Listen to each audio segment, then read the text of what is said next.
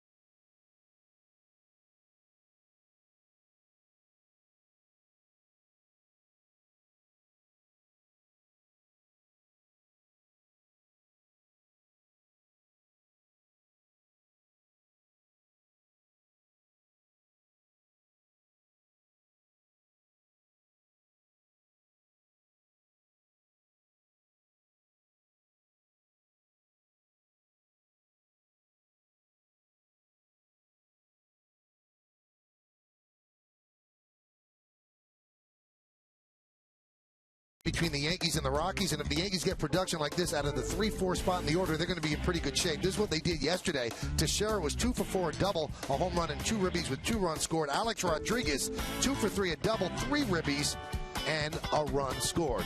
Now, every single lineup is built around 3 and 4, and that's the case with the Yankees as well. And both of those guys have done a good job this year, but they really haven't stepped up and done what they could do, the top of their potential. And if they hit like they did yesterday, Yankees are in good shape. Yeah, you're talking about 2 guys who could carry a team, carry a lineup by themselves if they get hot. If they get hot together, 3 and 4 in the middle of that lineup, you saw what they did yesterday. I mean, Teixeira with the home run, Alex Rodriguez, 3 RBIs. He now has 50 on the year. They could really carry your club for a month or 2. That's a tough spot in the order for any pitcher to navigate. 3-4, and then remember, right after that is Robinson Cano. And that's not a bad middle of the lineup for any team. Coming up, we've got lineups, first pitch, baseball, all right here on Yes. As the Yankees and the Rockies, we'll try to see who wins this Interleague Series. It's tied at a game apiece. First pitch coming up next on Yes.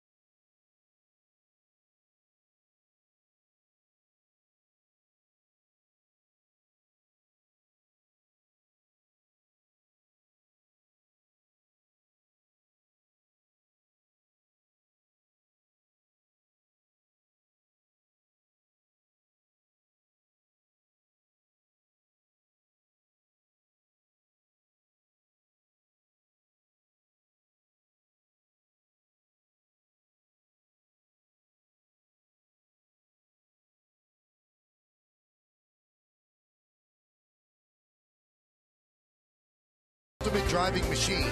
By Dunkin' Donuts. To get dunked, go to getdunkd.com.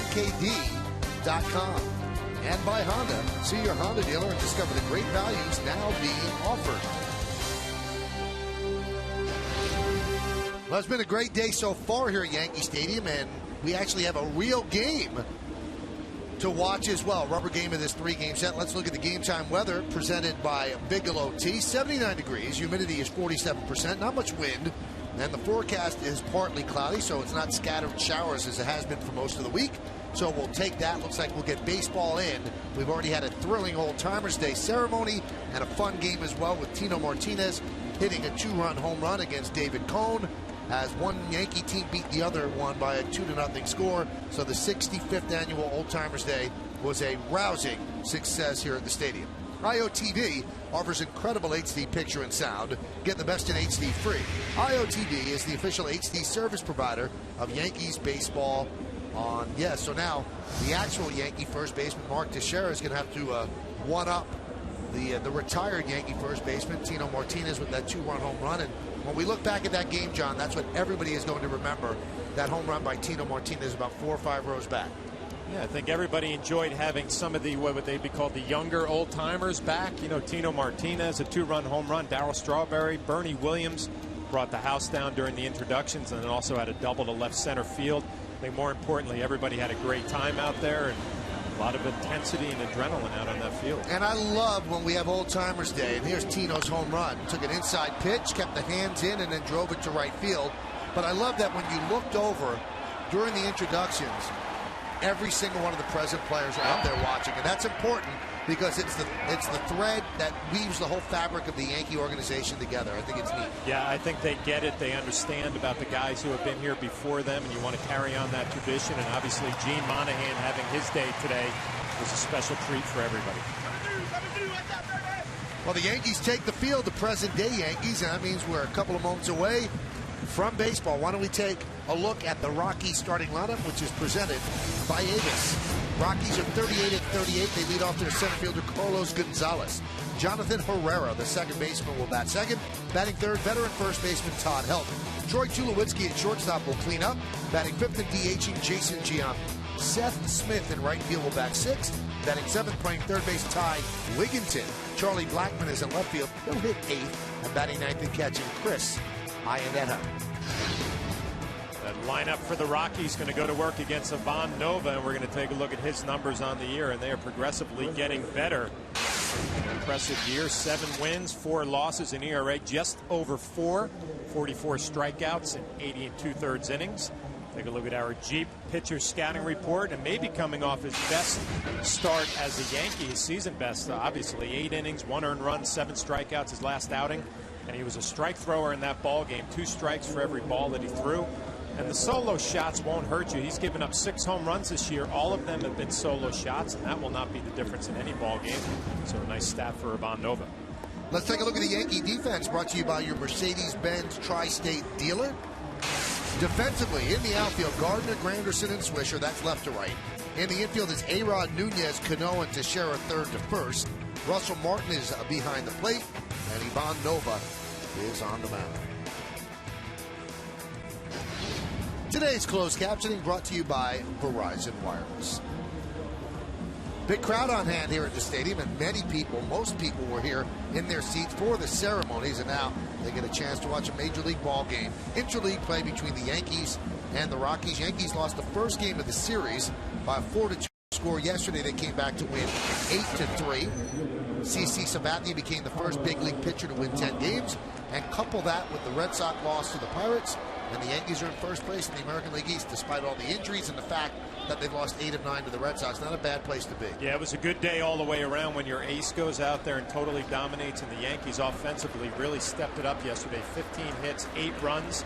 Now find themselves in first place and trying to take this last game of the series against the Rockies and enjoy a day off tomorrow. Carlos Gonzalez digs in. Ivan Nova is ready. And let's do it here at Yankee Stadium in the Bronx. And the pitch is upstairs, 1-0. We're underway. Now, we've waited 2 days for this scouting report, John, and it's brought to you by Home Depot. Yeah, we gave you a little teaser yesterday, but Gonzalez had a career year last year, 336, 34 home runs. 117 RBIs and 26 stolen bases, and he's a lineup chameleon in that he can bat third, fourth, fifth. He's batting leadoff because Dexter Fowler didn't get the job done. And a total package, won his first Gold Glove last year, an exciting young player. Here's the 2-0. You wonder, a young guy like Nova, if he's a little amped on a day like this, with all the former great players walking around and having the game start at 2:20 rather than 1:05, which is what your body clock usually has. We'll see how he deals with that. There he lays a strike in. You know what, I also think, Michael, that outing against the Reds, I mean, it's probably the best he has ever thrown in his major league career, and I'm sure you're just charging to get back out there again and build on it. Do the same things you did last time. Work that curveball, a few sliders in there. And Gonzalez works a walk to open up the game.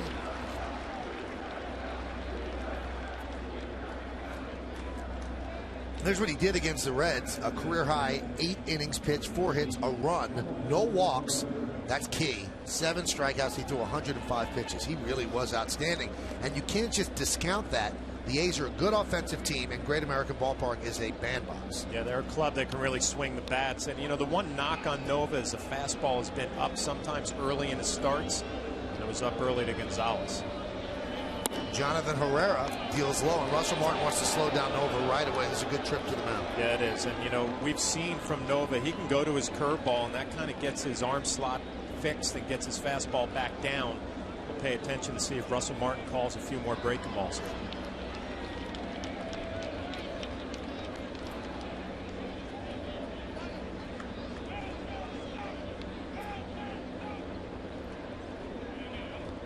So Nova will take a deep breath, collect himself, and he's ready. The 1-0. Low and inside. 2-0. Now Nova's ERA is actually higher at home this year than on the road. He's 4.76 at home and 3.31 on the road. There's a strike, and a good strike too, inside corner of the knees. And home plate umpire Brian Onora giving Nova a little borderline low strike right there, a good sign.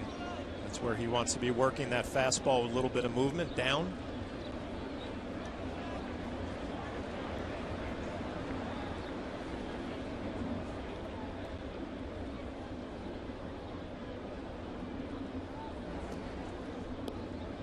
Last 3 starts for Nova. He's been outstanding. 3-0, 3.05, 15 hits in 20 2/3 innings pitched.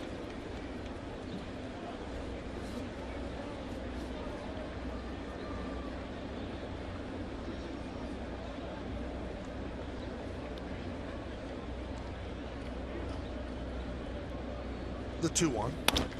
This could be 2. Oh, through the legs of Nunez into center field.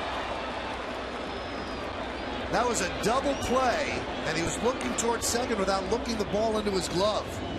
And that is an E6 for Nunez. Well, Nunez, who has had some problems throwing the baseball here, this ball just stays down. He comes up on it, and you're right, this is a tailor-made either 6-4-3 double play, or he could keep it himself, go to the bag, and continue the double play. For Nova, a huge pitch trying to get out of trouble in the first inning. Now he's really going to have to bear down after that error and see if he can limit the damage here in the first inning. Here's Todd Helton. That one is drilled to center field. Granderson back. He'll make the catch. Tagging is Gonzalez.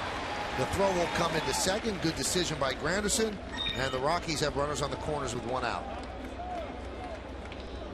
Well, always a test for a young pitcher, any young player. When you feel like you made the pitch, you're going to get a double play. How do you respond? How do you come back?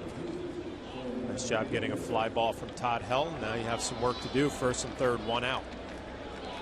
The error by Nunez, his 9th of the year. And that's one thing he has to correct that, because you got to make the outs that the other team are giving you. You can't just give that away. Derek Jeter's birthday today. That's a situation where you really missed Derek. You know, the routine play, maybe the ring's not as good as it was early on in his career, but the routine play is always made. Derek made 6 errors all of last year. Here's Tulowitzki. Breaking ball is outside. Good pitch. He doesn't get the strike on Tulowitzki, but a nice breaking ball first pitch just missed off the corner. A very dangerous right-handed power hitter.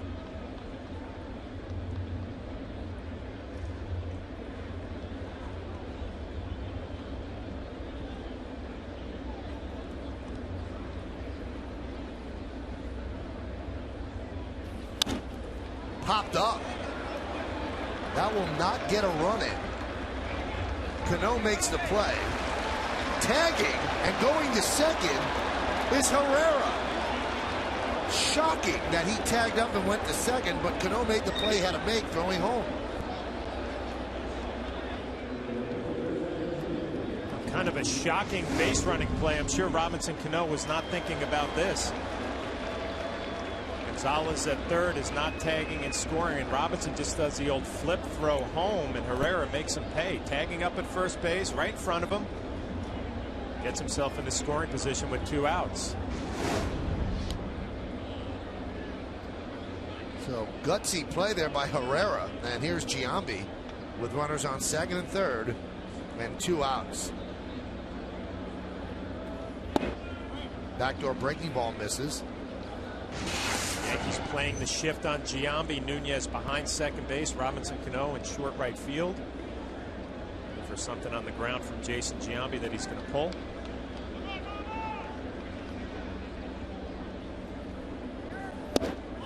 There's a strike.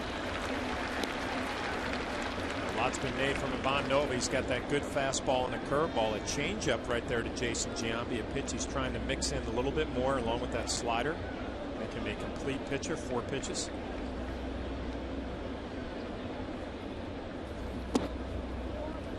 Count 2-1. Beautiful shot from the upper deck in left field. Our guy Pete Snandle. Steady Pete. Pretty high up there. Now you're annoying people. The 2-1. 2-2.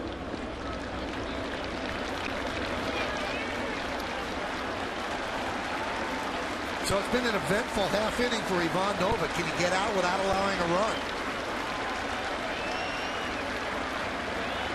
Giambi, good numbers with runners in scoring position. The DH for the 3rd straight day here against this former team. Second and third, 2 outs. The 2-2. Swung on and missed. He got him. Nice inning for Ivan Nova after his defense betrayed him. No runs, no hits, 1 error, 2 men left. Rockies nothing, and the New York Yankees coming to bat.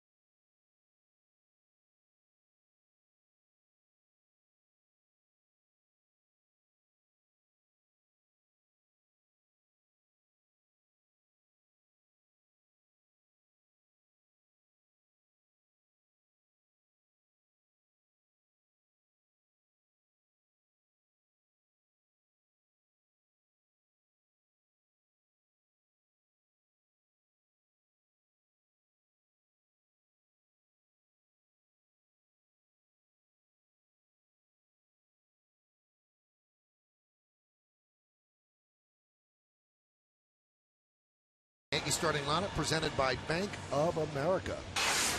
Yankees coming in first place at 44 and 31. They lead off their left fielder Brett Gardner. Batting second, playing center field is Curtis Granderson. Mark Teixeira at first base will hit third. Cleaning up, playing third base, Alex Rodriguez. Robinson Cano at second will bat fifth. Batting sixth, playing right field, Nick Swisher. Jorge Posada is going to DH. He'll bat seventh. Batting eighth and catching, Russell Martin. And Eduardo Nunez, the shortstop, is going to bat ninth. Well, Joe Girardi's lineup going to face young right-hander Juan Nicasio. Hard-throwing righty for the Colorado Rockies. We'll see his numbers on the season. 2-1, 4.71. 24 strikeouts and only 7 walks. Opponents hitting over 300 against him. Look at our Jeep pitcher scouting report and a recipe for success. A lot of strikes for Nicasio, only 7 walks and 24 strikeouts. He gets plenty of run support from his teammates. 8.48 runs per 9 innings. Kind of a young stopper. He's 2-0 after Rockies losses, and they lost yesterday. We'll see if he can stop that losing streak. Brett Gardner will start it off. Yankees, well, they're playing here in the day, and they are 21-4 in day games this year. And that's the best record in the expansion era, which began in 1961. And it matches the record set by the 1998 Yankees, 21-4 in day games.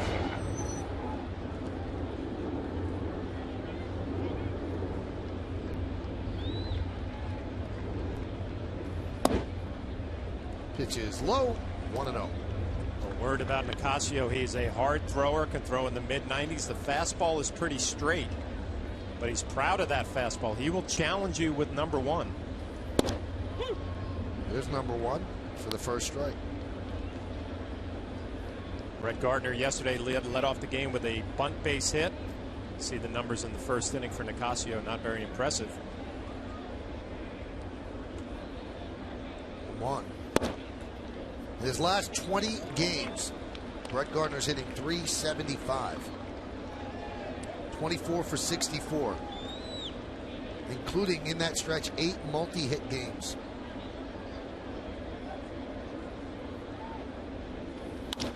That one is driven to right field. Seth Smith is there to put it away for the first out. Why don't we check out the Rockies defense, brought to you by your Mercedes-Benz Tri-State dealer. It's Blackman, Gonzalez, and Smith left to right. In the infield, Wigginton, Tulowitzki, Herrera, and Helton. And then Iannetta behind the plate with Nicasio on the mound. I'll tell you what, Michael, that's what you like about Brett Gardner now. You mentioned the numbers and how hot he has been. I mean, the ability to pull the ball a little bit more, hits a rocket to right field. There's Curtis Granderson.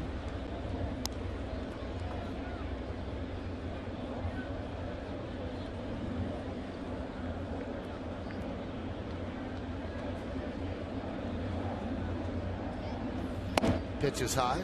You know, Michael, I know you were busy with Old Timers Day, and you did a great job down in the field introducing all the players. Thank you, John. I was doing a little research. Found out that Nicasio has thrown 26 fastballs in a row in starts before. I mean, that tells you how proud of his fastball he is. He's not afraid to challenge hitters. That would be built right in for me. Go up there, know you're going to get a fastball to hit. We'll see if the Yankees are ready for it.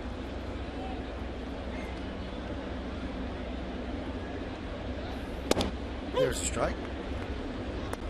See the number that Curtis Granderson is wearing is Bob Apodaca, the pitching coach for the Rockies. Number 14.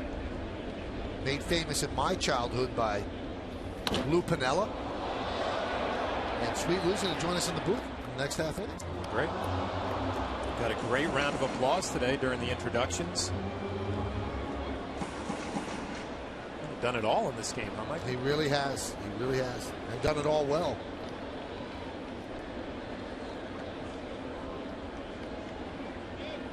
Here's the 3-2. Strike 3. 95-mile-an-hour fastball as Granderson down on strikes. It's time for the Toyota text poll. Today's question: of the other 3 major sports, which historic franchise would you most like to see hold an Old Timers Day? Good question. Here are your choices. Would it be 1, the Boston Celtics, 2, the Dallas Cowboys, or 3, the Montreal Canadiens? All great with great histories. You can text your vote to 58772. Standard text messaging rates apply.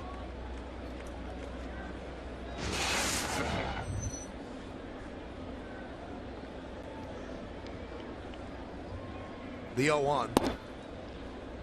A lot of teams used to hold Old Timers Day in baseball, but none of them do it anymore except for the Yankees. Is there a reason? You know what? I guess the Yankees have such a rich history. Some teams don't have that much to mind, but I would think that even if you don't have championships, there are old-time players that your fans would like to see. I'm very surprised by it. And there's also a great expense to the organization. Yeah. When you're flying everybody back, You put them in hotels. It's an expensive proposition, but I think the Yankees do it because part of what makes the Yankees happens to be their past. And if you honor it, you keep it alive. Yeah, you know, I'm sure it is an expensive proposition because I've been lucky enough to be invited to Old Timers Day for years now and just haven't been able to make it. But it's a full weekend for these guys coming back. I mean, they put on a nice dinner and some activities around the city. It's not just the game on the Sunday. They have a cruise around Manhattan. I mean, it's just a great time for the ex-players. Here's the 1-2. Foul bat.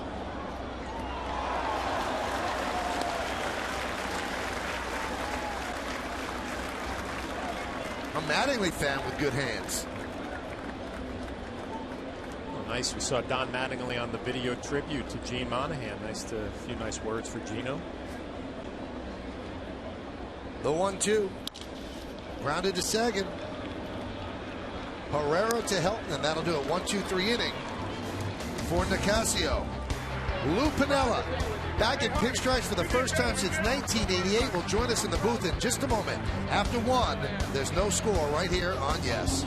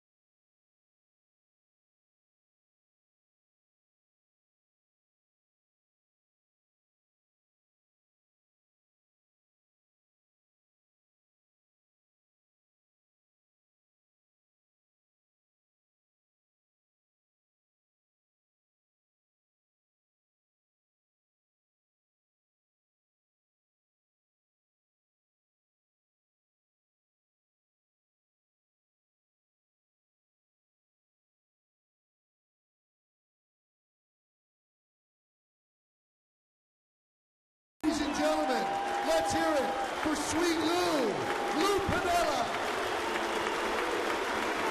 That was one of my favorite moments of the Old Timers Day ceremonies. Lou Piniella has not been in pinstripes since 1988, and he got a huge ovation from the crowd. And he's nice enough to spend part of his Old Timers Day with us here in the booth, joining me and John Flaherty. Lou, that must have been fun for you. It was wonderful. What a great experience. I hadn't had a Yankee uniform on for 22 years. Unbelievable. It is amazing. We came in here as the enemy quite a few times, you know, but I'll tell you, what a thrill today. Talking to the old timers, guys I played with, guys that were a little older. Although, it was a little disappointing. There weren't too many guys older than me here today. Now, Lou, you did something that we didn't expect. You went up there and hit. I wasn't going to hit, and G. Michael says, well, you got to. So I finally took about 4 or 5 swings before the game, and I noticed I wasn't seeing the ball very, very well. So I said, I'll try my glasses, but I didn't see any better with my glasses either. And, you know, I grounded out to the mound. I'm going to have the pinky all night tonight. Now, you faced Jeff Nelson, one of your relievers in Seattle. I was a little concerned about that. He's got that sinker slider. Yeah. We traded him over here from Seattle. I said, boy, he might hit me in the ribcage, you know? See Seth Smith strike out there against Nova to start the second. Here is Ty Wigginton, no score, as we talk with Lou Piniella. Lou, when you were traded here for Lindy McDaniel from the Kansas City Royals, did you ever think that you'd become so much a part of the Yankee history and family? No, I really didn't. I didn't know much about the Yankees. That one is drilled deep to left field. Going back, Gardner looking up. See ya. Home run by Wigington as the Rockies take a 1-0 lead. Yeah, I didn't know that much about the Yankee organization. I played in the old Yankee Stadium. I remember coming in here and facing guys like Stottlemyre and Sparky Lyle and Fritz Peterson. Remember Bobby Mercer playing center field, Thurman behind the plate. But boy, when I got here, I remember meeting Mr. Steinbrenner. And I knew, I went home, I told my wife that night in spring training, I said, I better improve as a ball player because I'll tell you what, these people here want to win. And I had a lot of fun here all my years. I really did. I had played on world championship teams. I played with some great players, and I got so many memories. And last night going on that boat trip and getting a chance to talk to Diane Munson and Kay Mercer and Catfish's wife, I'll tell you, and the players, it was wonderful. Whitey Ford, boy, what a great time I had. I'll tell you, Lou, you really have done it all with the Yankees, and I mean done it all. You were a player, you were a manager, you were a GM, you worked as a broadcaster on MSG when they had the rights to the games. Yes. You were a batting coach. I mean, yes. You really did it all. I told Mr. Steinbrenner before I left, I said, the only thing, you need an assistant trainer. And I'll tell you what, about talking about trainers, what a nice day for Gene Monahan. So well deserved. What, 50 years, Michael? 50 years. Unbelievable. What a great job he's done for this organization all these years. And what a dedicated, he's a Yankee. Actually started with the minor league team in 1962. That one sliced inside third and down the left field line. Gardner's going to play it. Blackman is going to be held to a single there. So Nova running into some trouble here in the second inning. Lou, tell me about your relationship with George Steinbrenner. Volatile at times, but he always spoke. I've heard him say in the past, he used to say that you were like a son to him. Yeah, look, when he passed away last year, I was managing the Cubs. It really affected me. It sunk in, and it sunk in deep, and it hurt me. It really did. But I'll tell you this, George was like a dad to me. He really was. I mean, he scolded me from time to time. So let me tell you this. He gave me opportunities that no other owner in baseball would have ever given to a player a year and a half retired from playing, managing a baseball team. But let me tell you this. He taught me about life. He taught me about winning. He taught me about responsibility. And, yeah, at times he was tough on me. But you know what? That's part of it. Did you have a better relationship when you weren't working for him? Well, I used to tell Mr. Steinbrenner, you know, we seem to get along a lot better when I'm not your manager. Yeah. Here's Chris Iannetta with a runner on first base and one out. That one is grounded left side. Grabbed there by A-Rod. Goes to second one. On to first. It's a double play. A 5-4-3 double play. Lou, can you stay another half inning? Half an inning. All yes, right, sir. great. Whatever you need me. Ty Wigington hits a home run. 1 run on 2 hits. And nobody left on base. We go to the bottom of the second. It's 1-0 Rockies.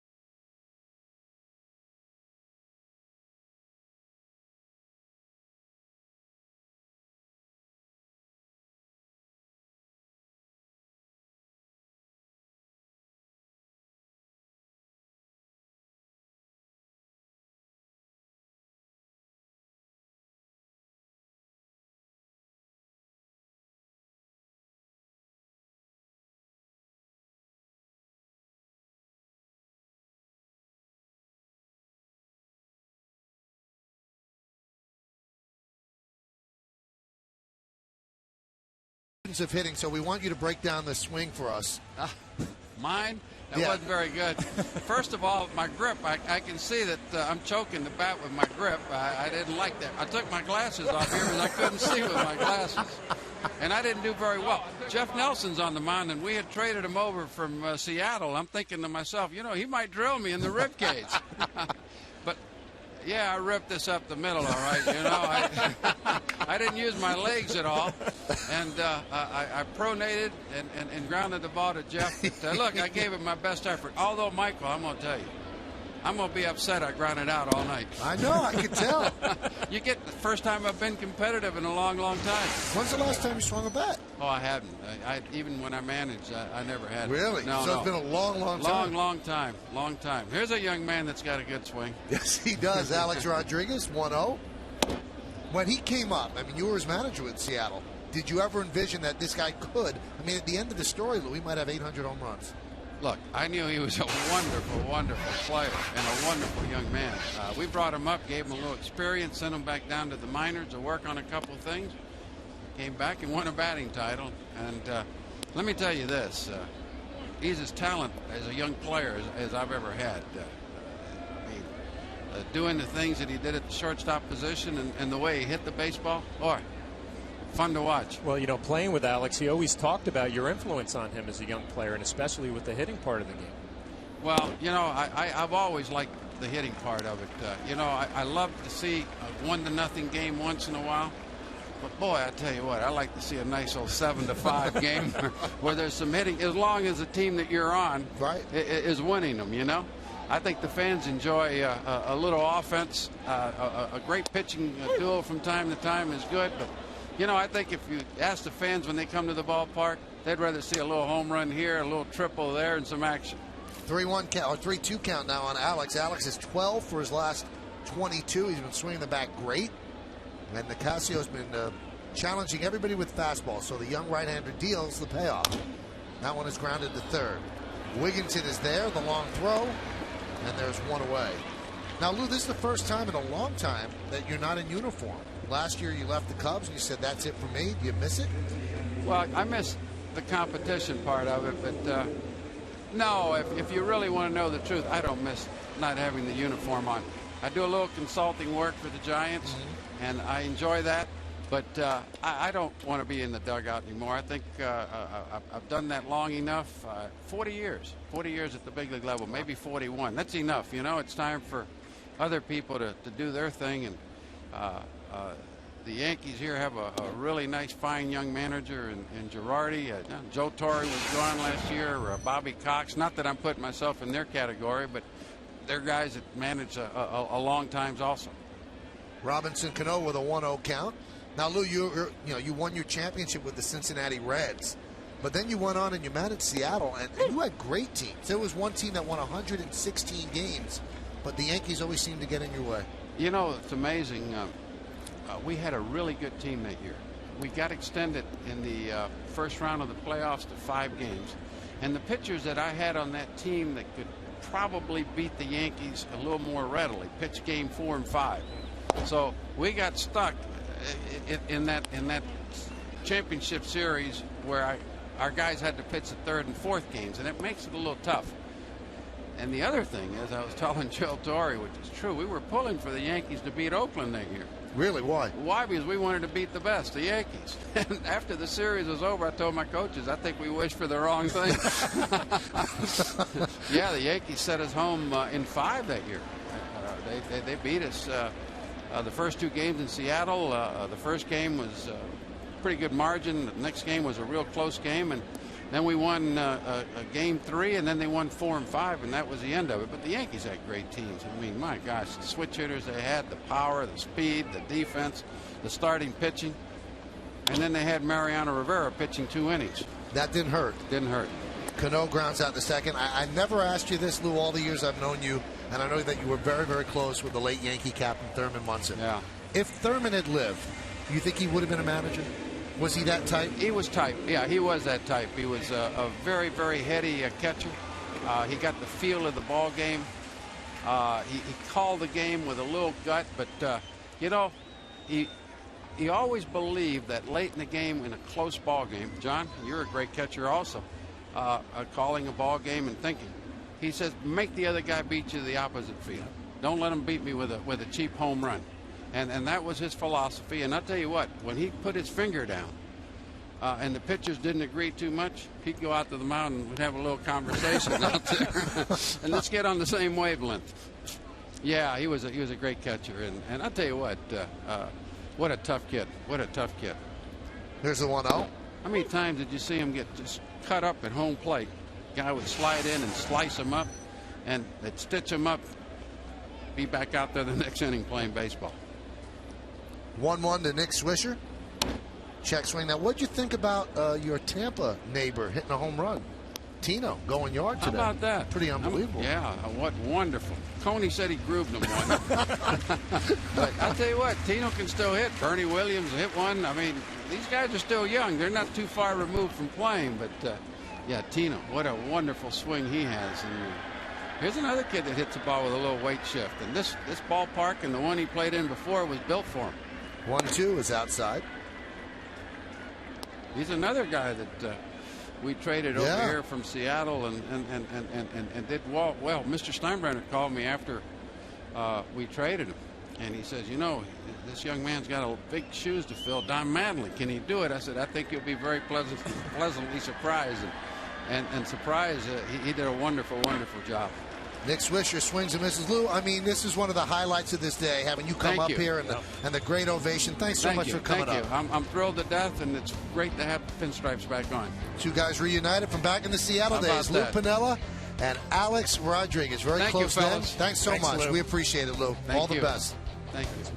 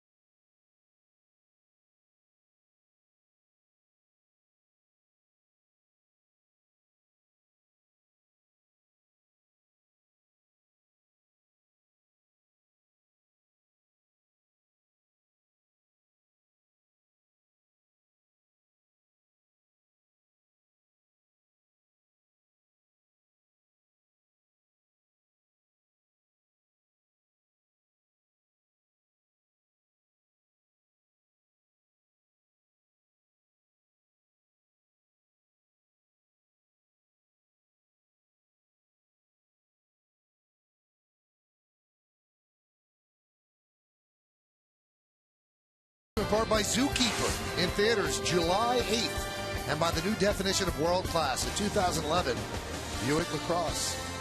We go to the third inning. Rockies lead the Yankees 1-0 on Ty Wigginton's solo home run on the Lincoln scoreboard. 1-2-0, leading 0-0-1. And the pitch is outside to Carlos Gonzalez. Lou was in a great mood. You can see he was fired up about being here. You know what? One inning is not enough, Michael. I mean, you just so many stories. You want to sit here and just ask him about the players and the stories and the in the clubhouse stuff. It was really nice of him to join us for an inning.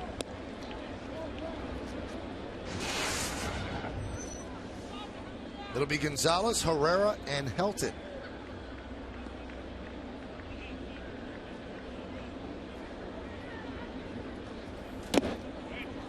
And one of the old timers who always gets a huge hand, Joe Pepitone, and Joe told me that his brother, Vincent, feeling a little under the weather, but progressing and doing better.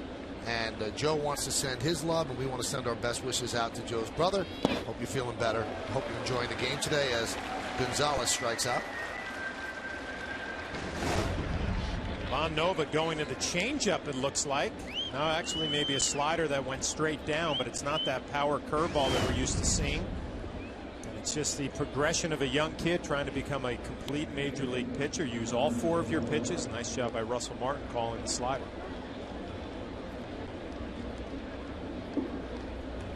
Here's Jonathan Herrera, and there's a strike. Herrera reached on an E6. A potential double play ground ball through the legs up the middle of Eduardo Nunez. Count 0-2.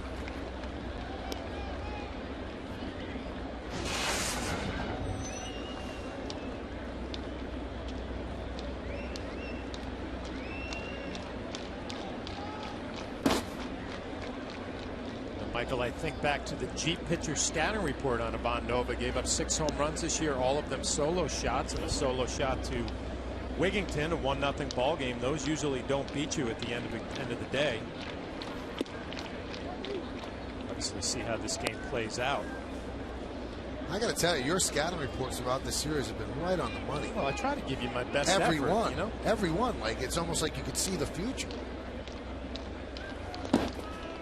Count 3-2. Yeah, we've been here. It's been a long day so far. I mean, I know you got here early with the old timers thing. We've been getting along so well until you throw a little sarcastic remark. That wasn't sarcastic. I'm telling you, boy, you don't know how to take a compliment. Lou Piniella just called you a great catcher. You handled that. That was pretty special. that was pretty nice. If I would have said it, you would have said I was being sarcastic. Well, because I know that I was not a great player. You were a great catcher. There's a ground ball to second. Cano right there. So what are you saying? Two-way. I can't hit. Couldn't hit. You're a dead pull hitter. Dead pull hitter.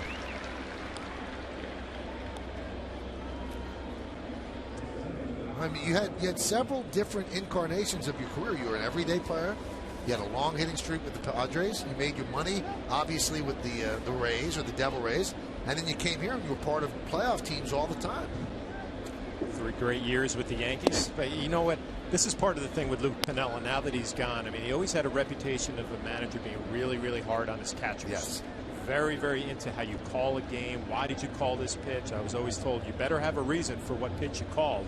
And that would be the stuff you'd like to have, a cold beverage and break it down with Lou Piniella about that part of the game. I've talked to guys that caught for him, and they said it was really, really difficult. And, he learned at the knee of Billy Martin, and that's how Billy was with his catchers. If somebody got a hit, he didn't blame the pitcher. Yeah. Blame the catcher. Why'd you call that pitch?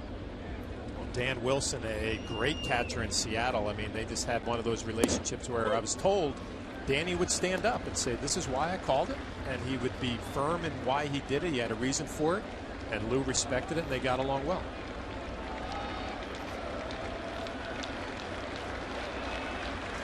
The 1-2. Helton fouls it away.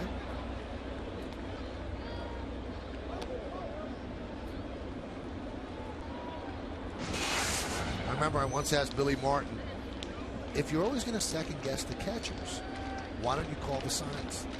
And he says, no, they got to call the game. They have a feel for it. I said, then, you got to almost let them do it. I'm thinking back, I laugh. There are times when you look in the dugout as a catcher and you're looking for a little maybe road to go down, a little suggestion on a pitch, and you'd see everybody standing there with their arms crossed because they don't want the responsibility. And, a catcher has to do it all game long. The 1-2 just missed inside.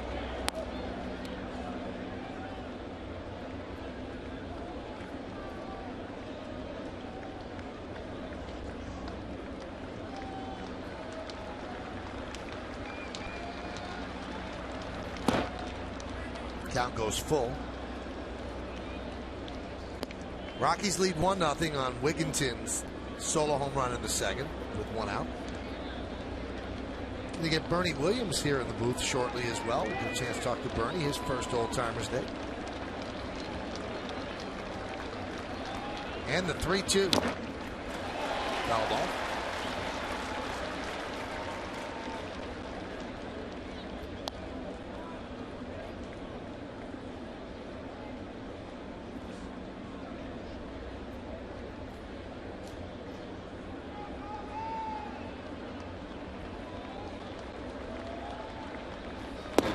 he walked him. Voting is now open for the 2011 All-Star Game in Phoenix. Help send your favorite New York Yankees to this year's All-Star Game by voting up to 25 times at Yankees.com. Cast your ballot now for your 2011 All-Stars. Vote early and vote often. Vote today at Yankees.com. Heard this great story about Troy Tulowitzki. I know we have a lot of young kids that watch the games, and this is a telling story. When he was in elementary school, the teacher asked him to write an essay on what he wanted to be. And so he wrote a long essay about how he wanted to be a professional athlete. And the teacher called him up to the front of the room and said, "You do this again. I want you to do something realistic." So he had to redo the essay. About 20 years later, 20 years later, he's a professional athlete, and there's a guy waiting for his autograph, and it's the teacher. And he has him sign the paper that he said, because this shows me I should never tell a kid you can't do something. Never give up on your dreams. You do what you think you can do. He said, you taught me a lesson. Wow. There's a ground ball to short. Nunez is there, goes the short way, and that will do it. No runs, no hits, no errors, and one man left on base. We've played 2.5 at the stadium. It's 1-0 Rockies.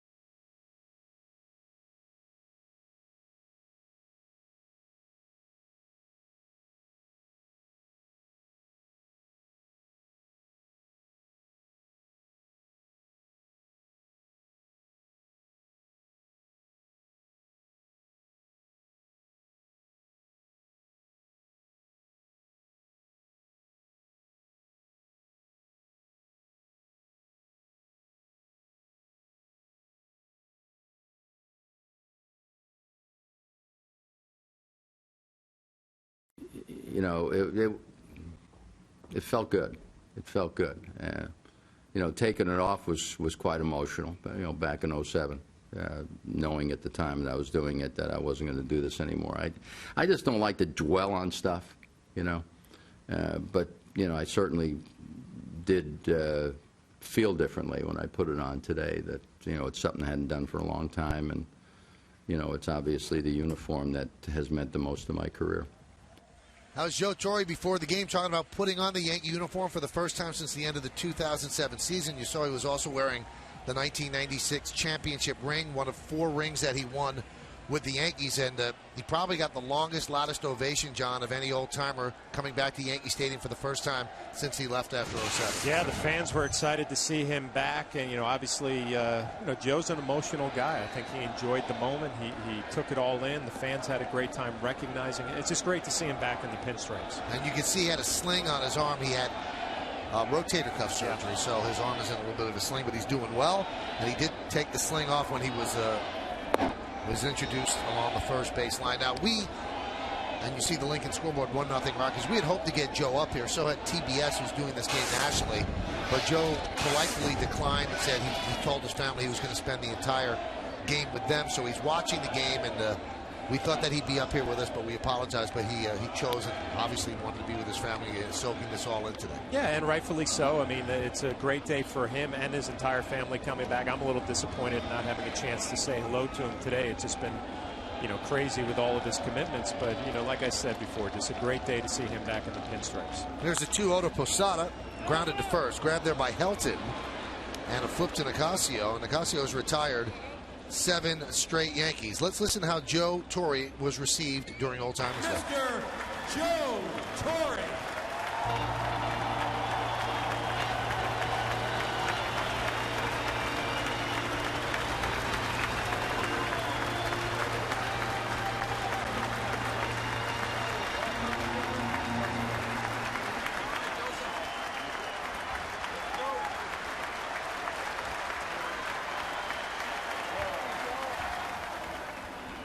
Here's Russell Martin, takes a pitch outside, and Joe got a nice long ovation, tipped his cap a couple times. You see how he was keeping his right hand close to his body because he did take the harness off, but he's fine, and he had rotator cuff surgery. There's a strike. We'll get Bernie Williams in with us in the top of the 4th inning. Get a chance to talk to Bernie, who had a booming double to left center field.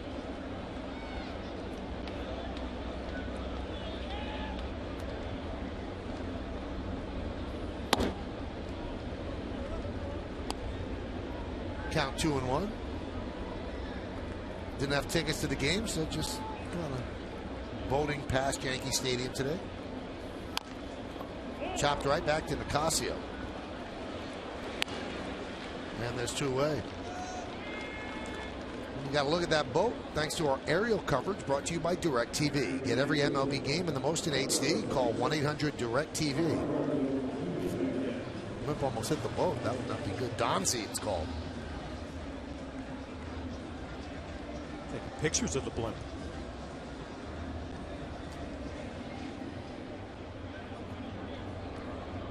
That'll bring up Eduardo Nunez. Nicasio playing true to the scouting report, really challenging the Yankees with that fastball. A couple occasional sliders. Tries to throw one there for a first pitch strike that missed.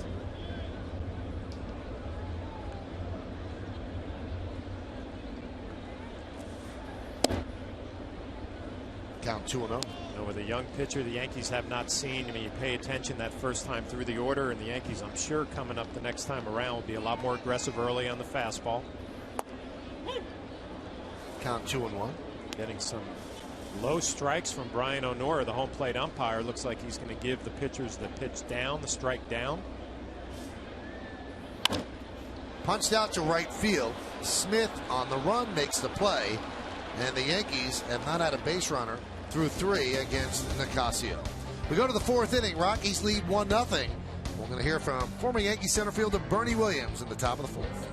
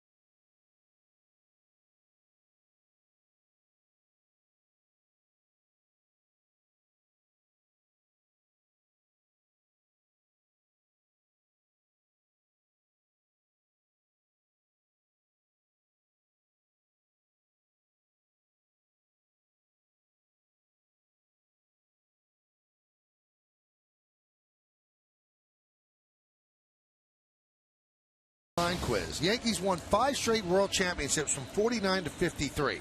Now, who is the only pitcher to pick up at least one win in each World Series? You know this. I know you know this one. I'm not sure if I know. Really? Yeah.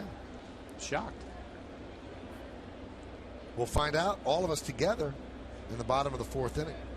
Jason Giambi leads off against Ivan Nova. Tapped right back to Nova.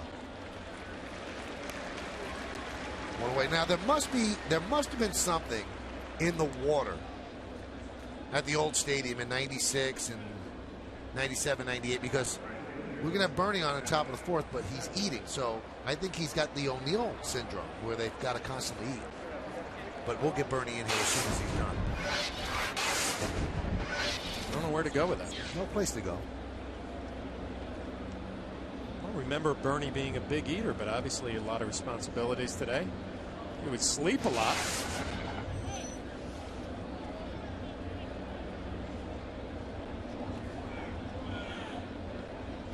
I actually followed your health instructions today for the first time.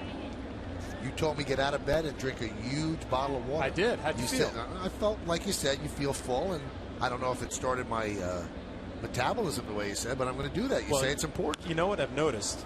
Grounded up the middle and through for a base hit for Smith. I mean, you've had energy all the way through today. I mean, a lot of responsibility with Old Timers Day. You kept it on the field. You brought it up to the booth, so I think it's working for you. Now, you might all wonder, well, why is he listening to Flaherty? Well, Flaherty's in great shape. Also, he's running a triathlon. It was actually in the New York Post today in the Rumble section.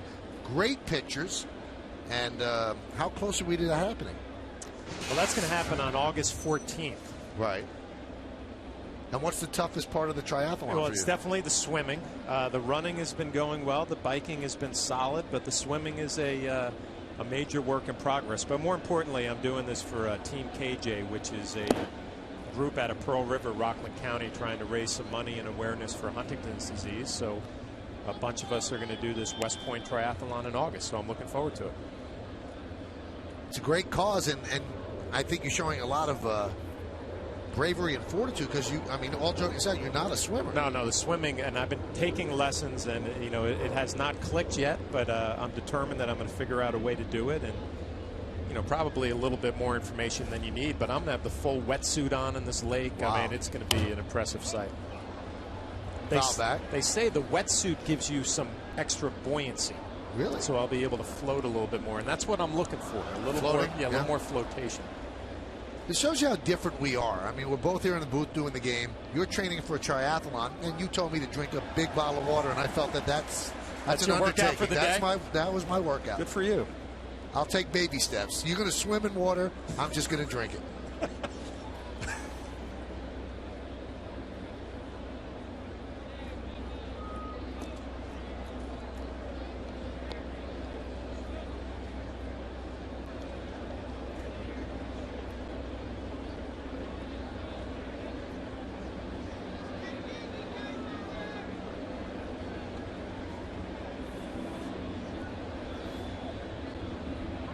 The 1-1. Hammered foul. Wigginton has accounted for the only run in this game. It looked like he got a fastball down and in. He knew what to do with it. He's got a hanging curveball, too, that he had a good swing. He just pulled it foul. Looks like he's picking the ball up well from Ivan Nova. He has 4 home runs over his last 4 games.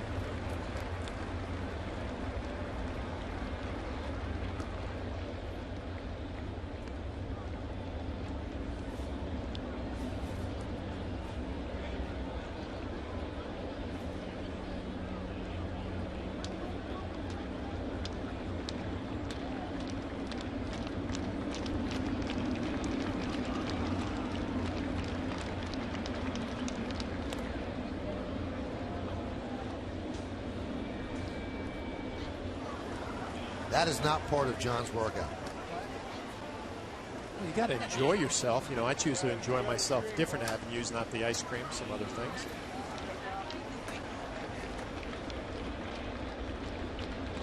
The 1-2. Grounded softly to third. Going to be a tough play. A-Rod bare hands fires, and the throw post to share off the bag. It'll be a base hit for Wigginton. Well, it's a tough play for Alex Rodriguez. He came in and looked like he had the bare hand. I was thinking to myself, he's been doing this a lot lately, really making this look easy. I don't think he had a good grip on the baseball. Mark Teixeira tries to go for the swipe tag. See if you get a look here on the grip. Yeah, it looks like it's a change-up, 4-finger grip. Just up the line a little bit.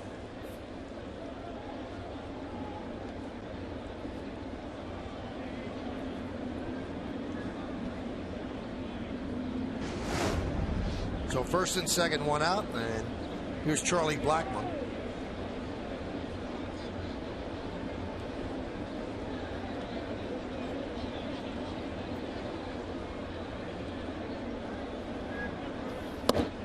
And a strike.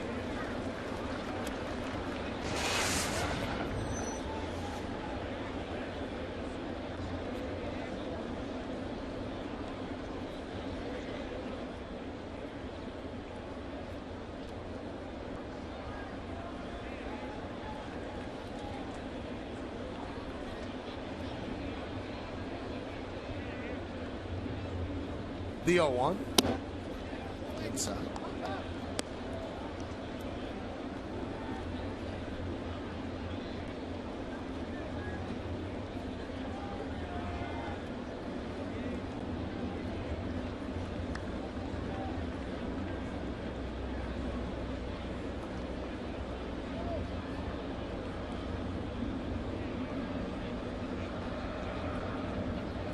And the 1-1. 1-2. Smith is on second. Wigginton is on first. Blackmon has been good early with runners in scoring position. 350 with 6 ribbies.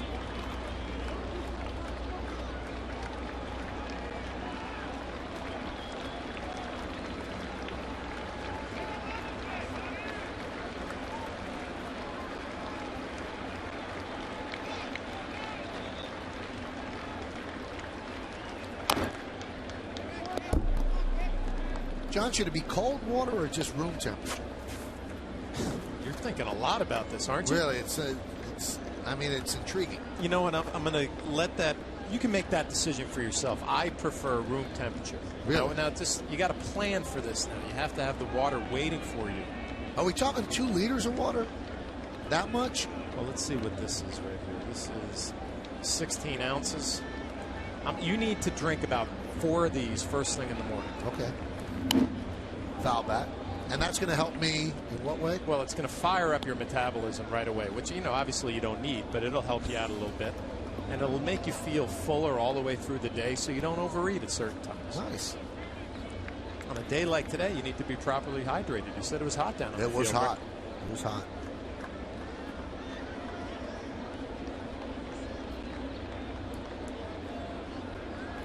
First and second with 1 out. Yankees trail 1-0. Nova has slowed down with runners on base.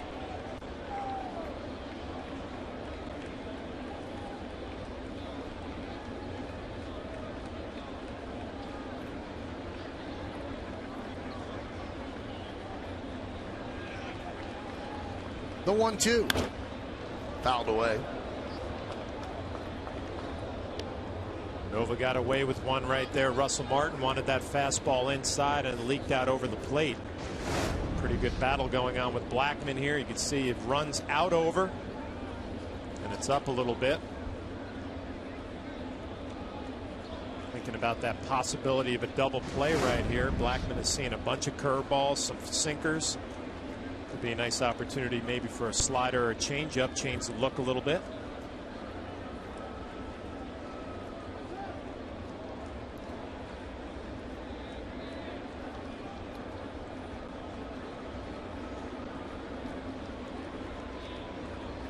The 1-2. Drilled to right, but foul. A little too quick. He's starting to get that look at that curveball, though, Blackmon is. I mean, he's seen 3 in this at bat, and that was the 3rd one, and he really had a good swing on it. If I'm Ivan Nova, I might want to be careful throwing another one of these. You got a swing and a miss the first one, a foul ball the second one, and Blackmon seems to be timing it.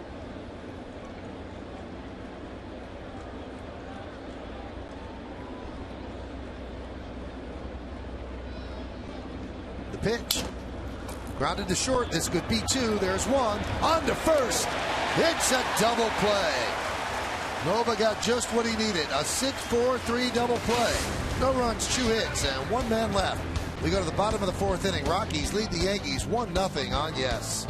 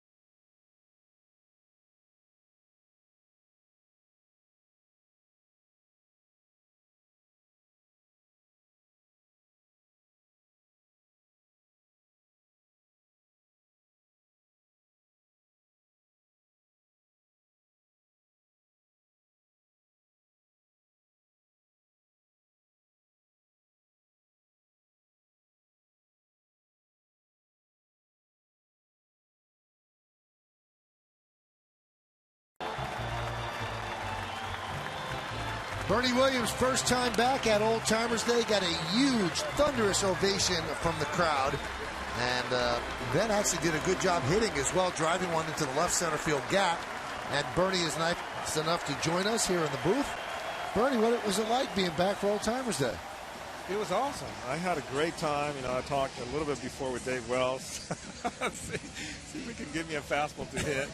But he started me out with a knuckleball, though. I didn't understand that. That's just like Boomer. That's exactly what. But he laid down one for me, so I was able to hit it in the gap somewhere. So it was cool. I had a great time. Now, a lot of people are reluctant to come back to Old Timers Day because they don't feel like they're old. So was this a tough call for you? It has been a tough call the last 5 years, I guess. But I knew that they were going to do something for Gene Monahan, our trainer, and I have so much to thank him for. So I feel that I should be here for him. Brett Gardner shows bunt but takes a strike. Yankees are trailing the Rockies 1-0, bottom of the 4th inning. What did it feel like to get that kind of ovation? I mean, most of us can only imagine to have that love showered on you. What did you feel like? It was awesome. You know, every time I've come here, for the past 5 years, ever since that last game at the old Yankee Stadium, I felt, the love and the support of the fans.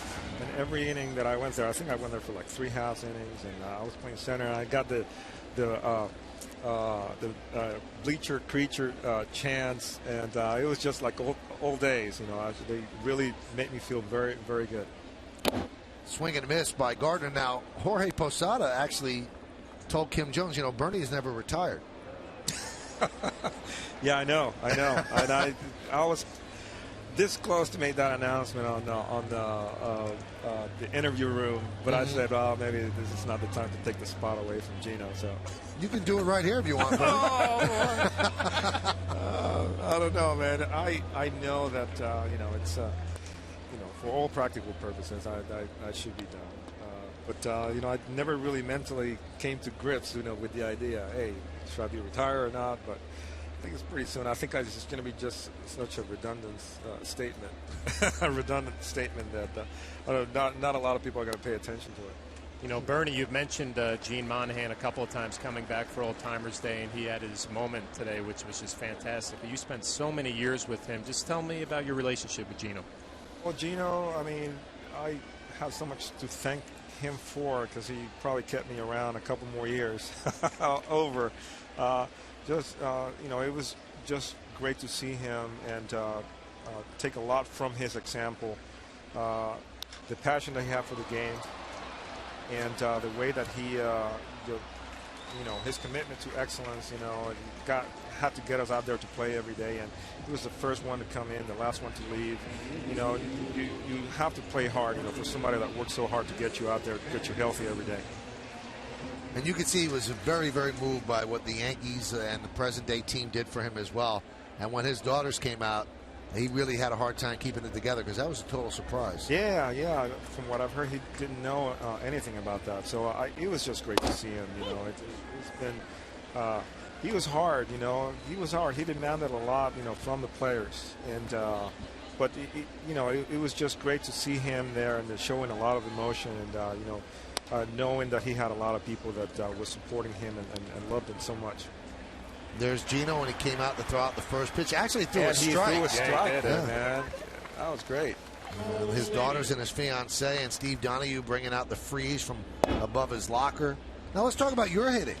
I mean, you crushed that ball, Bernie. Now, you didn't show the speed you used to, but you just crushed it. Yeah, I figure, you know, with a couple of slow outfielders out there, I could afford the luxury of sort of casually strolling towards second base. But you know what? We saw you catch a fly ball in center field, and I have to say, we mentioned it. You kind of glided under that ball. It was like the Bernie of old. Yeah, Made it look easy out there. It was like the Bernie of old, but it's not. It's not. Definitely not. So you're saying it was like the Bernie of old, but it was an old Bernie. It was definitely an old Bernie. Look, gliding. Easy. There you go. Easy.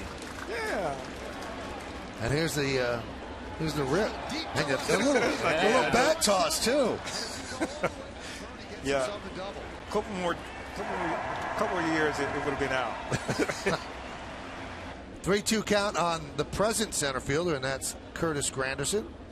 And that one is drilled to right field, giving chase to Smith. He's going to make the play on the run for the second out. What do you think of your old teammate Tino going yard?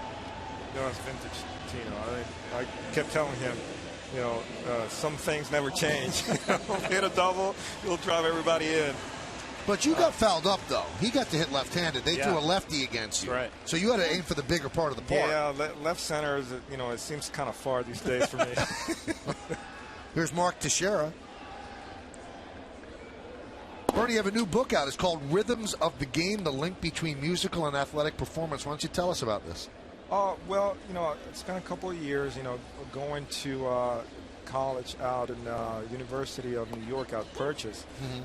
Have a great conservatory of music there. And there I talked to the Bob Thompson and Dave Gluck, which is the head of the studio composition department, or one of the main people of the studio composition department there. And from that one's popped up, and Bernie, you're going to stay with us. We have to hear about this book. Yeah, you're not going to go anywhere, right? I'll stay around. There's the book. We'll talk more about it when we get back. We played 4. The Yankees have not had a base runner yet in this game. We go to the 5th. Beautiful swing. They need Bernie today, I'll tell you that. They're trailing 1-0.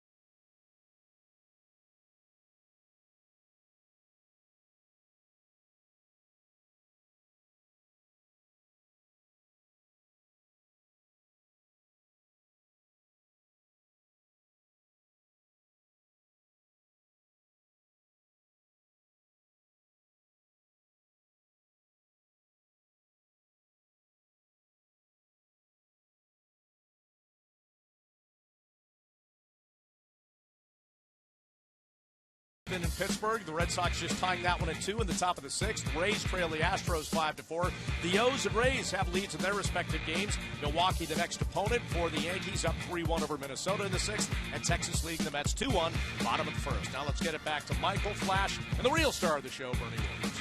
It's good to have Bob Lorenz here. I just love seeing Bob's smiling face, not like on a monitor, but actually in person. Thank you, Bob. New York City looks great, and it's a beautiful day. 65th annual Old Timers Day here at the stadium. Yankees are trailing the real game 1-0, top of the 5th inning, and we are talking with former Yankee center fielder Bernie Williams here on the broadcast. Chris Iannetta swings at the first pitch and fouls a bat. All right, so you were at a university, Bernie, and you were talking with Dave Gluck and Bob Thompson. So what's the book about, and how did the book come about? Well, the book came about, a lot about the conversations that we had on that studio composition class with Dave Gluck and myself. We talked about half of the class was about, the musical element of it and the songwriting and a lot of those things. And then the second half was, about the mentality of the musician playing on stage and an athlete performing on the field. And out of all those conversations, that one's driven deep to center. Granderson back, still back. See ya! Home run into Monument Park for Iannetta, and it's 2-0 Rockies. Is that a helpless feeling, Bernie, when you go back in center and the ball settles over the wall?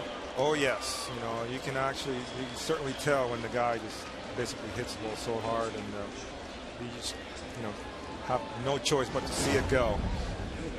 Well, Iannetta, a catcher who has some power. This is going to be home run number 10, and you see that fastball tails right back to the middle.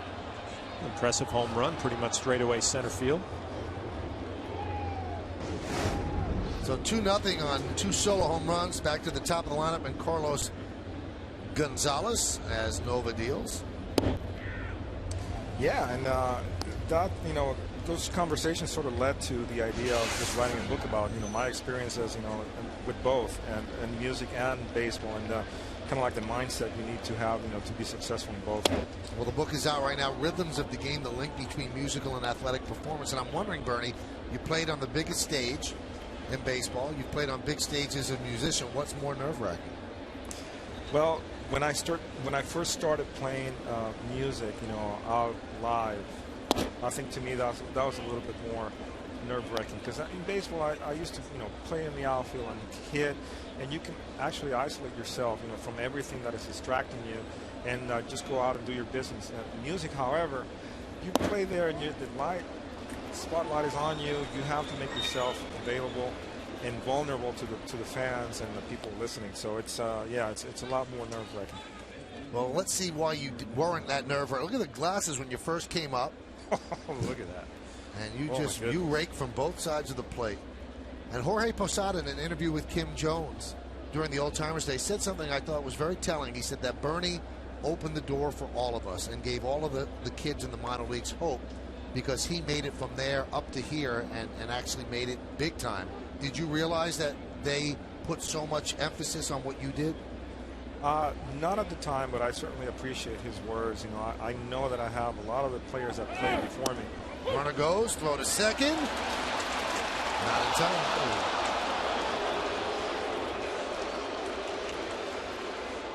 So Russell Martin with a good throw, but Gonzalez got a good jump. So you only found out later, Bernie, that that's what they felt about you. Yeah, and I do, appreciate, Horace's words, obviously, but there were a lot of people that played before me, that really never made it that big. Guys I was seeing here talking with Kevin Moss and get guys like, Andy Stankiewicz and Oscar Azocar and Hensley Newlands and, people like that also that, the Yankees gave him an opportunity to play on the big league stadium and, show them what they can do. And I think, they paved the way for me. Let's do a couple of quick hits. 4 World Championships, 96, 98, 99, 2000, your favorite one. I'm counting the 2001 as well. Oh, you are counting that. That'll be news to the Diamondbacks. That's a heartbreaker. Which of the 4 that actually does count in the books was your favorite? I would have to say, well, I know that all of them are special in their own way for me. In '96, obviously the first one was great. '98, because I had a great year individually, winning the batting title, winning a Gold Glove, and all that stuff. But then you see, 2000 playing with the Mets, against the Mets, '99 with the Braves, and then 2001 and all that 9/11. Even though we didn't win it, I feel really proud about the role that we played in that whole scenario with healing the nation. And so all of them, every time you get an opportunity to play in the World Series, whether you win or you lose, it's always a great deal. All right, favorite teammate in your whole carear? Man, you're putting me on the spot here, man. People want to know, Bernie. It sounds like a center stage here. This is hit and run. Yeah. I should save this for the book, the next book. I had so many, man. From Derek to Jorge to Tim Raines to David Cohn, Roberto Kelly and those guys back in the day. Hensley Mullins. There's so many years that I played. Gerald Williams with and Charlie Hayes. I had an opportunity to see today. He was my first roommate. Back in '92. Wow. So yeah, I had a lot of history, a lot of stories. All right, so you between us and a million people listening, you didn't like O'Neill, did you? I love Paul O'Neill. Are you kidding me? He used to tell me, "Hey, Bernie, you got center and you got right. You got right, center, everything." 2-2 count. Runner at second base. The runner at second is Gonzalez. Jonathan Herrera at the plate. We're talking with four-time world champion Bernie Williams here in the booth, part of the Old Timers Day ceremonies, and his first appearance in an Old Timers Day had a booming double to left center field. And one other thing about Paul O'Neill, he was my jamming partner. We used to go to the paint room and have endless jamming sessions with him playing the drums and me playing the guitar. And actually, one of those jamming sessions made it to the. I guess we won a NAMI for a commercial that had. Oh, really? Yeah. Back in the day, I have no idea, but they made a commercial out of one of our jamming sessions, and it actually won an Emmy. 3-2 count on Herrera. Runner at second. Top of the fifth inning, 2-0 Rockies. Nova checks the runner and the pitch. Grounded foul. Now I see the forward of the book was written by Paul Simon. Check this out, John. I had Paul Simon on center stage. And when we were off the air, I said, is Bernie like a good guitarist because he's Bernie Williams? Or would he be a good guitarist if he was Joe Slobotnik? That's a great name. That's a great hockey name, though. 3-2. Grounded sharply to second. And Herrera gets the job done as Gonzalez moves to third. And Paul Simon said, let me tell you, he said, if Bernie Williams never played for the New York Yankees, he would still be a great guitarist. He said, if he was just somebody who that was his only profession, he would be a great guitarist. He said, so this isn't a product of him being a Yankee. Oh, wow. That was some great words. I mean, I'm so flattered by that. Those words from one of the great singer-songwriters of our generation, of many generations. So I'm really happy about that. Well, I'm thinking back to a lot of flights where Bernie was in the back jamming on that guitar. So a lot of practice is paying off. Yeah, I was there annoying Derek and Jorge and all those guys. They're telling, dude, let me get some sleep. I'm out there serenading them. Now, I was reading Steve Serby's Q&A in the Post today. Did you actually serenade Derek in the back of the plane and he sang along? Well, I think serenading is the wrong choice of word. It was more like annoying him. But he would bust out some Lionel Richie, some Motown, once in a while. Does he have a good voice? He has a great falsetto, though. Yankees have the infield in a 1-1 count for Todd Helton. And the pitch. There's a strike. You still miss the game? Do you miss playing? Yes, I think that's definitely the one thing that I miss the most about the game. It was just a competition. Going out there 3.5, 4 hours, not knowing what was going to happen. Have no control of anything but your effort, and the result. Didn't know if I was going to be the hero or the GOAT, and just going out there and competing. I miss that the most. Fly ball to Granderson. Looks like it's going to be deep enough to get in a run. It will. Granderson makes the catch. Gonzalez will tag. He'll score. And it is 3-0 Rockies on the sac fly by Helton. So the second run of the inning gives them a 3-0 lead. Helton gets the job done. That'll bring up Troy Tulowitzki. Big time at bat, boy. Have you been following Derek's chase for 3,000, Bernie? Yeah, I've been following, on and off. I am so proud of him and what his career has been over the years. He's been basically the face of the franchise, for such a long time. Carried his captain title with a lot of dignity and representing the club in a great way. So I'm very proud of him. Tulowitzki lines one to left field. Gardner is there. Bernie, it's great to see you. As always, good luck with the book, Rhythms of the Game. And we'll take some beautiful shots of Bernie Williams playing his great career with the New York Yankees. A lot of titles, 4 of them to be exact. A lot of accolades, all well-deserved.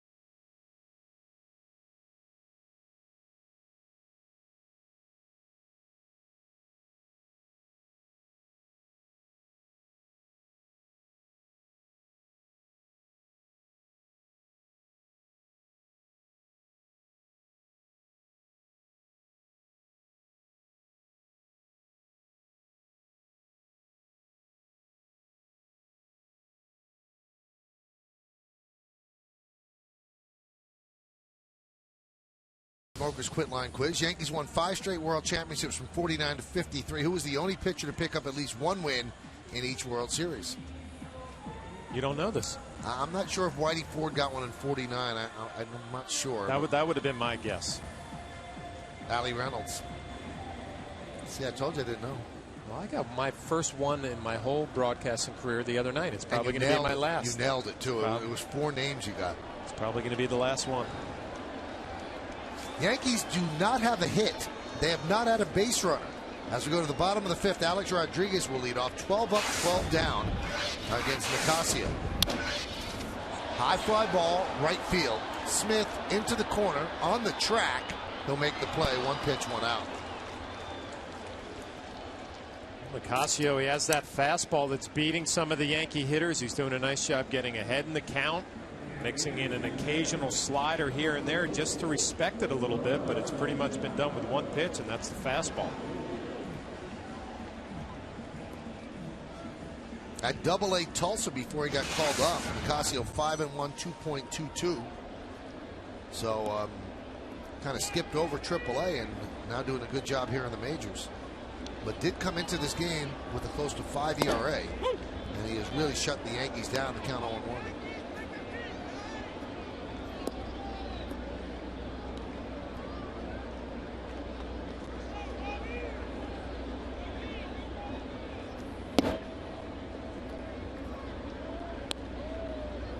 Thinking that Bernie has not changed a bit. Not a bit. Same guy. Same guy. Just so chill. Even, yeah, just nothing bothers him. Never bothered him.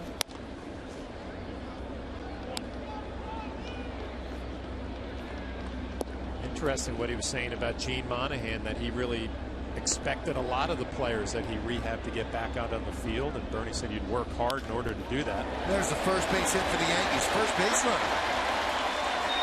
As Cano picks up a one-out single.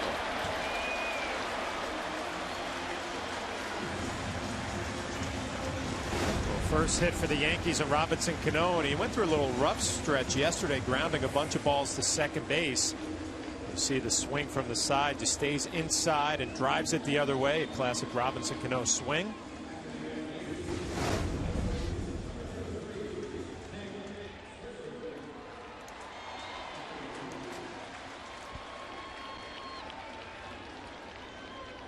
So now Nicasio will work out of the stretch for the first time. Sometimes that's a little bit of a difficult endeavor for a pitcher who's been coasting along. Here's Nick Swisher. He struck out in the second inning.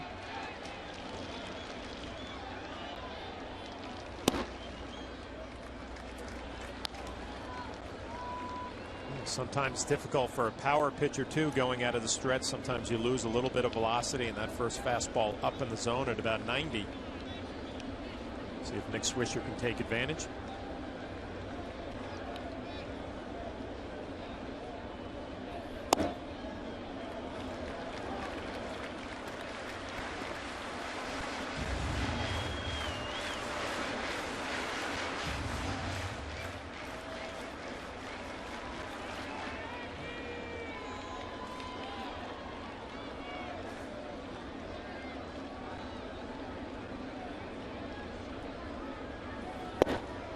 Count 3-0.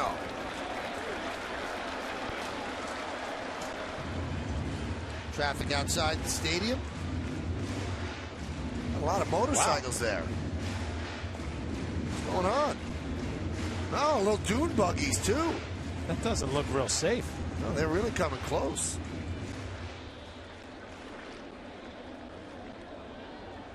Wow, almost looks like a video game.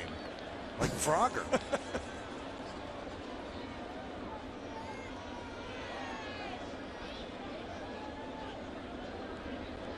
3-0.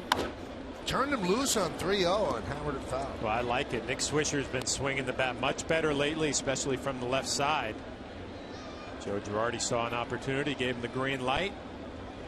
Swing 3-0, that's what you want to do. Make sure you're a little early rather than late. Pulled it foul.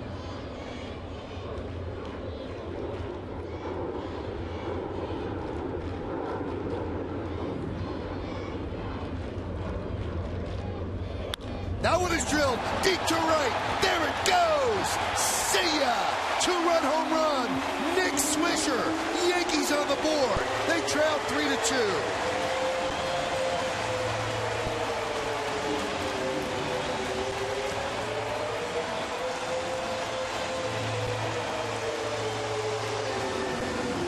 He did on 3-1 what he tried to do on 3-0, John. You know, a good call, though, Michael. Nicasio pitching out of the stretch for the first time this afternoon. Velocity dropped a little bit, got behind in the count. 3-0 to Nick Swisher. Gets the green light, pulls it foul, and on 3-1, he does not miss it. Right down the middle. Nick, who's been locked in lately from the left side. It's the Yankees on the board with a two-run shot. Take a look at the Coors Light Cold Hard Blast. Blast indeed. That's going to bring up Posada. Now Swisher had 3 home runs between April and May combined. He has 6 home runs in June. And this is what Nicasio looked like after he served it up. Well, we talked about a lot of fastballs. He's proud of it, and he's had a good 5 innings or 4 innings with that fastball so far. But Nick Swisher had him timed, saw plenty of that at bat, made him pay. The 0-1. Still challenging with the fastball. Yeah, I see it has a little more hop, though, pitching out of the windup. Steve Donahue and Nick Swisher enjoying that.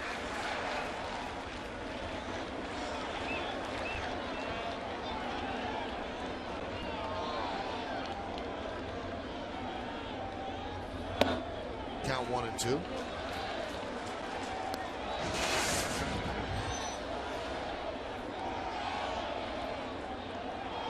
Posada picked up 3 hits yesterday, grounded to first in the 3rd, so this is his 2nd at bat today. High drive, right center, going back Gonzalez, on the track, at the wall, see ya, tie game. Back-to-back home runs, a 2-run shot by Swisher, a solo shot by Posada, and we are knotted at 3.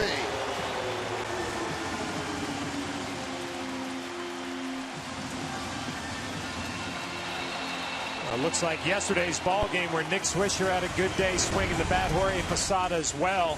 Swisher hits a home run. Jorge Posada comes up and follows it. Another fastball out over the plate.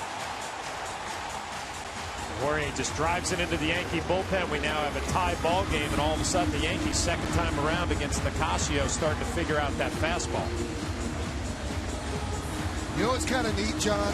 The two people, I think, that enjoyed the Old Timers Day ceremony more than any other active player, Nick Swisher, who was like a kid around everybody, and Jorge Posada had about as big a smile as we've seen all year. And then for him to don the catcher's gear, which he hasn't done all year, to catch Monahan's pitch, I thought that was very special to him, too. Now you bring up some good points. I mean, Jorge just looked like he was really enjoying himself with some of his old teammates. Doing that for Gene Monahan, catching the first pitch. But these two guys, Swisher and Posada, 6'7", swinging the bat great lately. Here's Russell Martin after a trip from Bob Apodaca. And Martin could not hold up in the count 0-1. And I'm sure that conversation from Bob Apodaca, more sliders, show them a little bit different look because they're starting to wear your fastball out. That one is driven to right field. Smith is there and makes the play for the second out.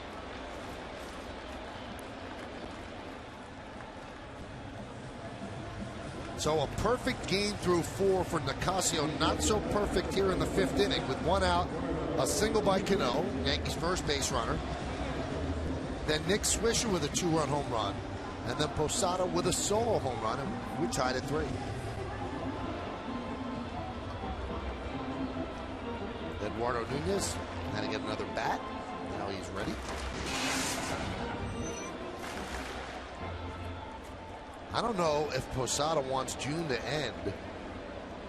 This month hitting .393, 2 homers and 9 ribbies. The home run was his 8th of the year.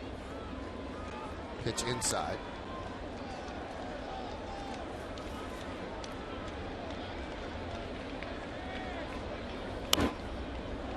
Fouled straight back here.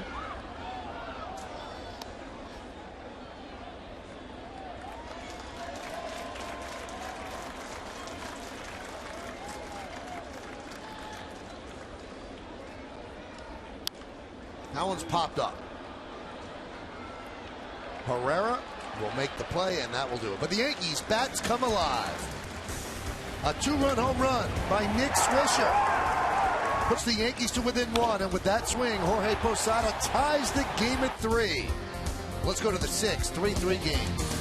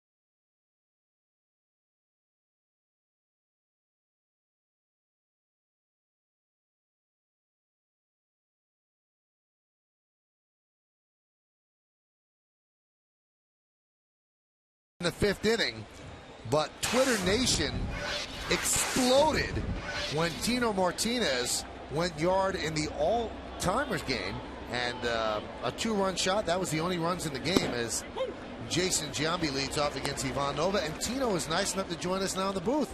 Tino going yard. It was really exciting. And did you call it the all-timers game? Old-timers game. Old-timers game. I kind of misspoke. Old-timers game. No, I like the all-timers game better. All-timers, all right. Oh, right down the inside part of the half where I wanted it. No, I hadn't hit a ball, honestly, in 5 years since I retired. And it was nice to go out there, and Coney just gave me some good pitches to try to hit it out. So it was exciting, though. Was that, I mean, you hit big home runs in World Series and everything, but that had to be really neat. It was very neat, of course. I hadn't hit one in this new stadium at all. So, when you come back to Old Timers Day, you always think to yourself, wouldn't it be kind of neat to hit a home run in the game, but most likely impossible. It's beautiful swing, T. We're breaking it down on Yes Mo. Yes, but you know what? I work out and feel pretty good. I'm looking at this going, God darn, I got to lose some weight. My God, you don't put a uniform on in a while. I'm like, jeez. I swear that's what I was thinking. I saw myself in the diamond vision. I'm going back home and I'm going to be in better shape next year. But it was a lot of fun, though. You used it to your advantage. You drove the ball out. Here's the 3-2 to Giambi. Strike 3. Giambi down looking. I'll tell you what, Tino. Both John and I got the sense. You see this pitch to Giambi just nicked the outside corner. That there was something special about this Old Timers Day. That some of them sometimes fall flat. It is what it is. But I thought that there was a real energy to this one. Yeah, this is my second one. I came to the last one was the last Old Timers Day at the old stadium. So that was good. That was a lot of fun too. But the guys in the dugout were having fun. They were excited to be there, take pictures with one another, and just say hello. But with Gene Monahan getting honored, I think that was a big deal as well, because I think just about most of the guys here had Gene at one time or another. So what he's done for our organization is incredible, and it was nice to see what they did for him. As you see Seth Smith line out to Nunez, and it was kind of apropos. We were talking about this in the previous inning. Jorge Posada looked like he was real happy to see all of his old teammates, and then for him to hit that home run there. Yeah, he was. He told me, he came in after I hit my home run. He said, "Is it that easy? Is it that easy?" I said, "No, but there's some luck involved." But it was great. It's great to see Jorge and Mariano Rivera and those guys still contributing, and Jorge getting hot finally, which is great for him and for the organization. So see what happens the rest of the way here. Tino, how about Joe Torre coming back? It's a great ovation. I'm sure a lot of his old players happy to see him in pinstripes. Yeah, amazing though. I mean, it's great to see him back in the stadium with the uniform on. But what an ovation! Yeah. I mean, my goodness, the fans to show that kind of appreciation. I think Joe knows how well he's appreciated here, but I'm sure he was even blown away by the extended ovation he got. 1-1 to Wigington, and how about your Tampa neighbor? Got a huge ovation, Lou Piniella as well, and then actually swung the bat. Yeah, he looks pretty good too. Lou's doing great, but he, Lou's competitive. He wanted to get a hit too, though. He went up there just to try to put the ball in play. Well, he said he's going to think about it all night that he didn't get a hit. Yeah, I'm sure he did. Before he was angry. No, he looked good in the box though, didn't he? He did. He stood in there like he was locked in. He wanted to get a hit, and it's kind of tough to get a hit when you haven't hit the ball in so many years, but. Facing Jeff Nelson, too. That's not the easiest in the world. And Jeff Nelson, you don't want anybody to get hit off him, even in the Old Timers game. The 2-2 outside. Now, I know this is not protocol in a big league game. Did you thank David Cone afterward? I did. Absolutely. He was trying to fire it in there, kind of where I wanted it, and he just kept, trying to get me hit a good spot there. So I did thank him. I said, thank you for, trying to at least give me a good ball to hit there. Top of the 6th inning, talking with Tino Martinez, 3-3 game, the 3-2. That one is driven deep to left field. Gardner back. He's on the track. He's at the wall. He leaps. See ya. Another home run for Wigington. And the Rockies now lead 4-3. Third hit of the game for Wigington and his second home run. Just over the outstretched arm of Brett Gardner. Well, we mentioned it earlier. Wigington had been all over the fastball. His first home run, and a good swing at a curveball, his second at bat. And here gets a 3-2 heater and gives the Rockies a 1-run lead. 12th home run of the year. 3-2 count. Nova's going to come right at him, a fastball up, and it looked like he got some good backspin on it because it just kept carrying out of the reach of Brett Gardner. Here's Charlie Blackmon. Blackmon is 1 for 2. Now, we asked Bernie this, so let me ask you, Tino. When you see one more look at Wigginton, all the championships, which one was your favorite one? I don't know what Bernie said. I didn't hear it. I saw him on the TV, but the first one was obviously awesome. I mean, it was great when you're a major league player. You want to establish yourself as a major league player, and then hopefully one day win a World Series. So to win that first World Series was incredible, but to have it happen again and again and again, it got better and better each time because you know how difficult it is and how much harder it is each time. So they were all that great. Here's the 1-1. He pretty much gave the same answer, although he did add a little bit of a caveat. He said he still looks as 2001. He says that you guys won that. Yeah. Looking back at the time, we realized what we were doing as a team and the run we had, but not until you're retired and sitting back, you look back and think how disappointing that really was to lose that one. That one is chopped towards second. Cano is there. Tino, we thank you so much. We always love seeing you. Thank you, guys. And we want to go down memory lane and go back to 1998, 7th inning against the Padres. Mark Langston, 3-2. See ya. Just like today. Nice. See ya. Nice. I love that.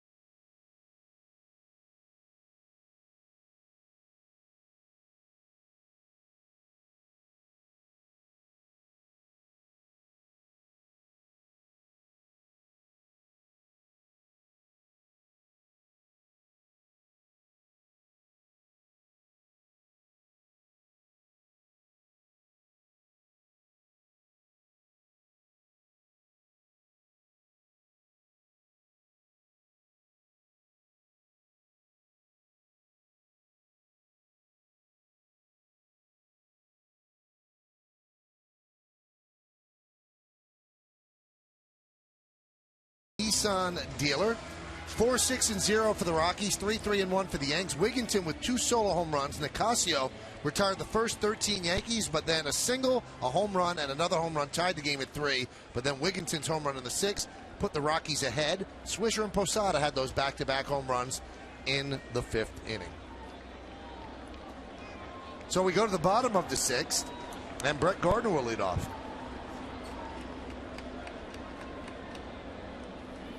Pitch is outside. How about Tino beating himself up for he thinks he has a gut? Should be me. I can't even imagine you in pinstripes.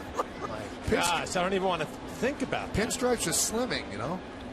Tino didn't think so. Beautiful drag bunt. And Gardner with a bunt hit for the 2nd straight game. Yesterday down the 3rd baseline, this time a drag bunt. Well, Brett said after the game that is going to be a weapon. He's going to continue to do it. And you're right. Yesterday down the 3rd baseline, perfectly executed. Today he brings it with him. Gets the bat head out, a nice angle. You want to bunt it right towards second base. Once he gets it past the pitcher, Nicasio, a couple of steps out of the box already. This is a perfectly placed drag bunt.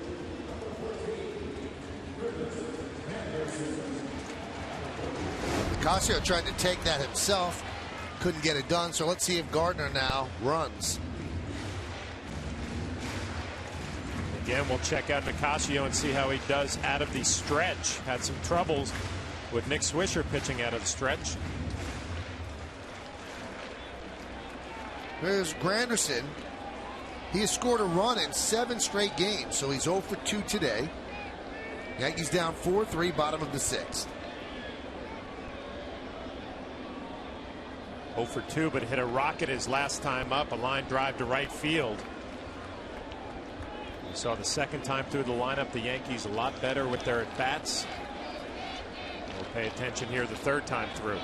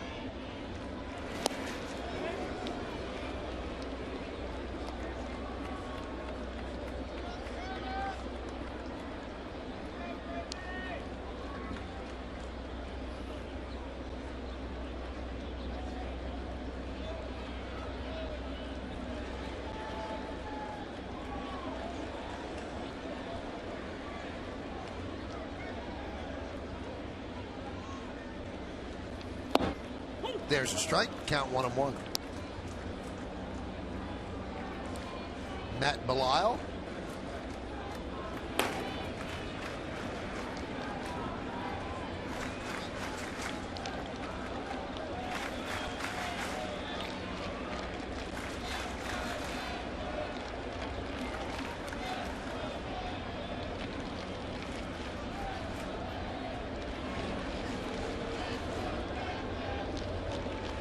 Lights are on here at the stadium.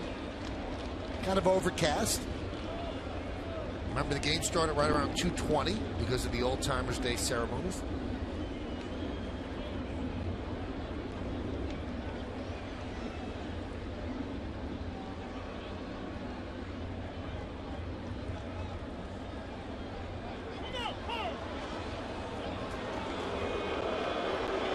A lot going on, a little cat and mouse game. And Nicasio, his game really slows down with runners on base.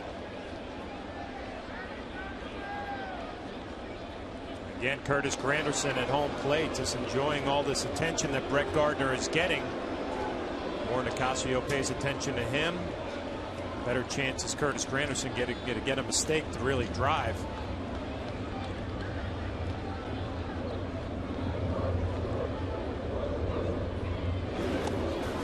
Extending the lead.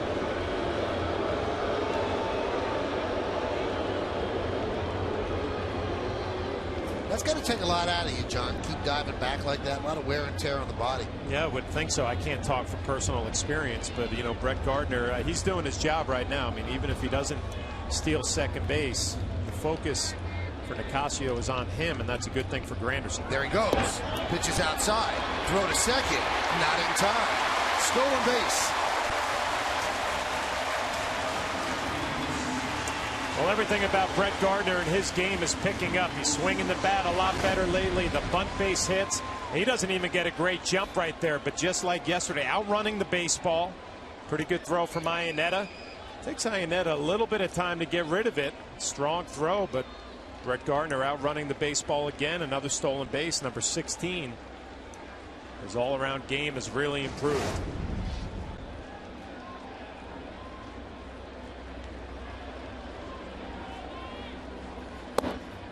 Count 3-1.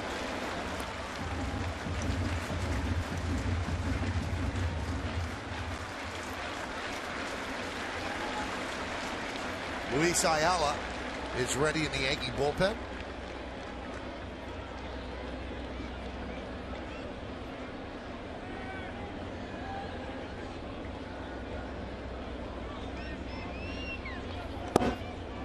And Granderson walks.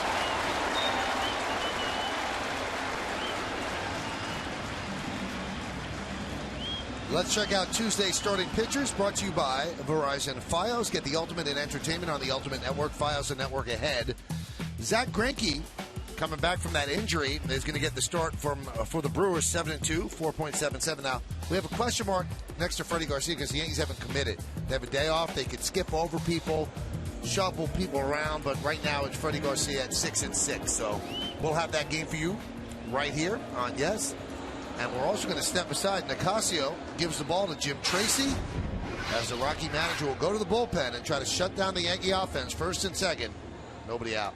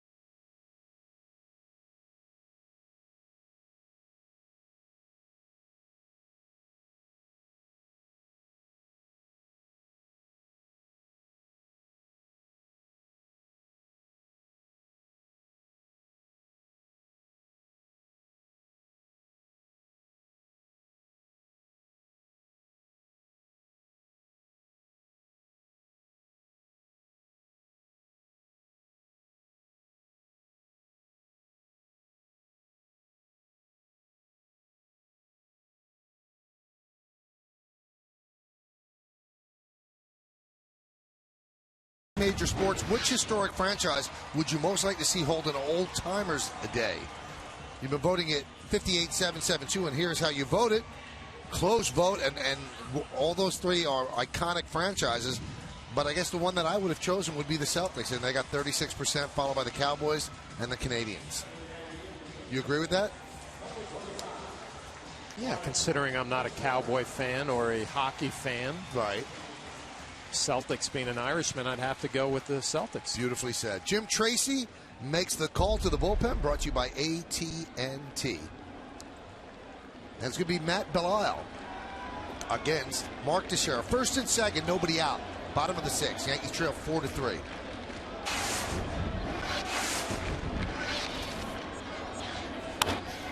Hammered foul. Well, interesting looking at Belisle's numbers. See the numbers on the year, pretty good. 2.36, only 33 hits and 34 in the third. But he actually does a better job against lefties. 216 against. Righties hitting 282 off of him.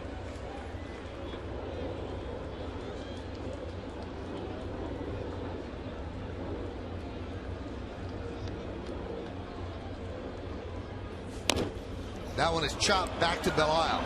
He's going to go to second, and he gets the force there. Gutty play by him to go for the force. He gets it as Teixeira reaches on the fielder's choice, and Gardner moves at third. Yeah, I was wondering if he had a play at third, maybe. You see, he goes towards the line. If he spins and throws right away, he probably does, but he goes for the gutsy play to second base.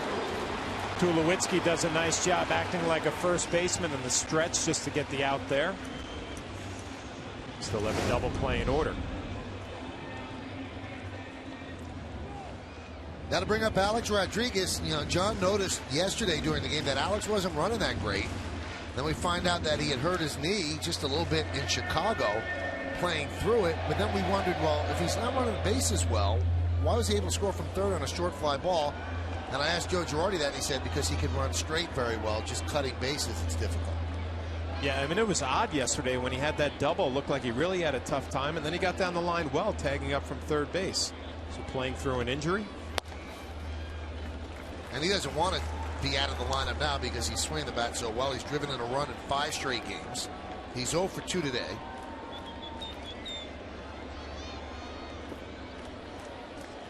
His approach right now, I mean, it's just short and simple, and you see 338 with runners in scoring position.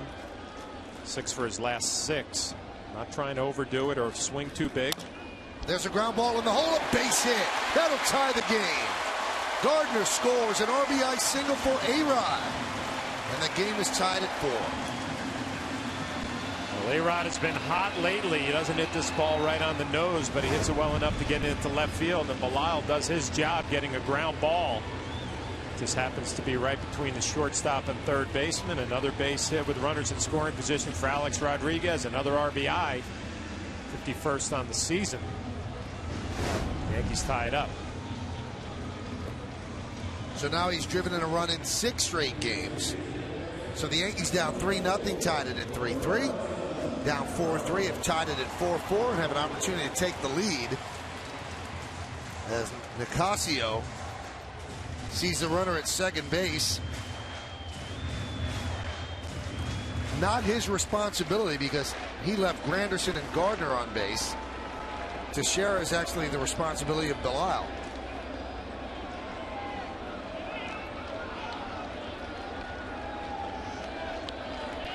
Robinson Cano swings to a high fastball.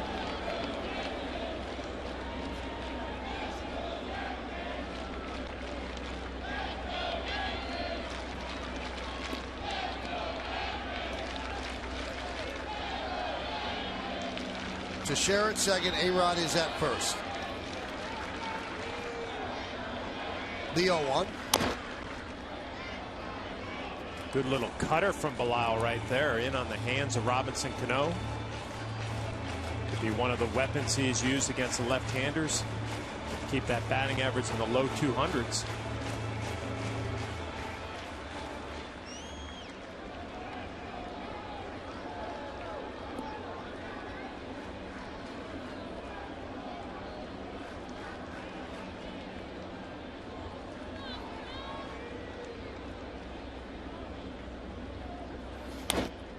Foul back.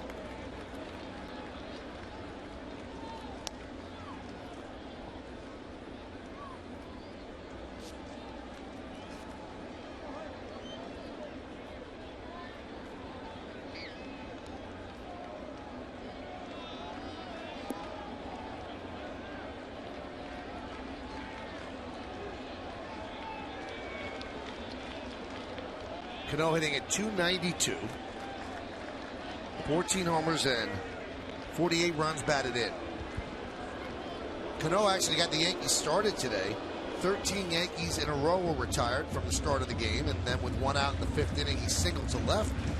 That put Nicasio in the stretch for the first time. Then Nick Swisher hit a 3-1 pitch into the seats in right, made it 3-2, and then Posada followed with a home run to make it 3-3. Aerial coverage brought to you by DirecTV. Get every MLB game and the most in HD. Call 1-800-DIRECTV.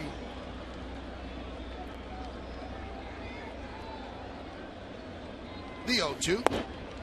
Off speed outside.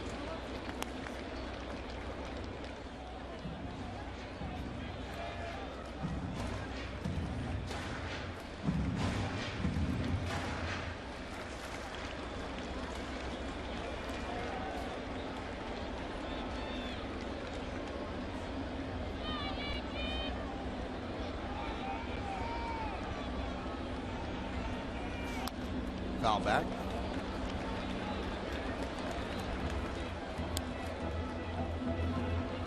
Rockies won on Friday night 4-2. Yankees won last night 8-3. Yankees have been winning interleague series, and they have the best interleague record of any team in baseball since the concept began. They beat the Mets 2 out of 3. They beat the Cubs 2 out of 3. They've beaten the Reds 2 out of 3. Now trying to take 2 out of 3 from the Rockies before Milwaukee moves in, and then they will finish up interleague play with 3 games at Citi Field next weekend. 2-2. Good take right there. High fastball from Belisle. Robinson Cano disciplined enough not to chase, having a pretty good at bat here. Falling behind 0-2, and lefty Rex Brothers getting loose.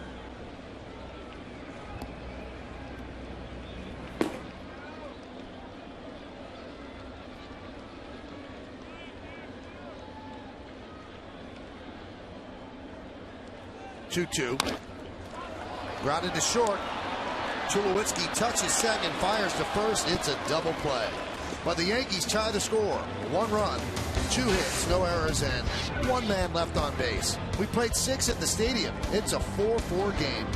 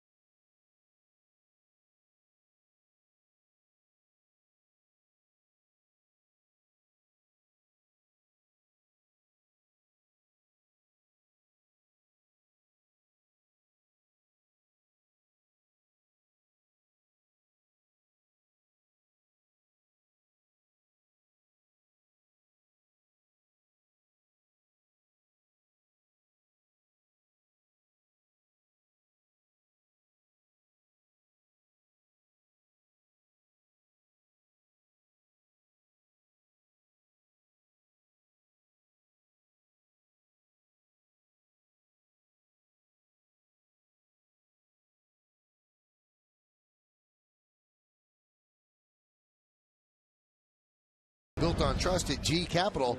We prove that every day. Now, Tulowitzki didn't have to trust anybody, just trusted himself and his arm. Our ground ball is short, and he's going to take it and step on the bag, fire to first, and a 6-6-3 double play ends the 6th inning. So we're tied at 4 as we go to the 7th inning. New pitcher for the Yankees. It's going to be Luis Ayala taking over for Ivan Nova.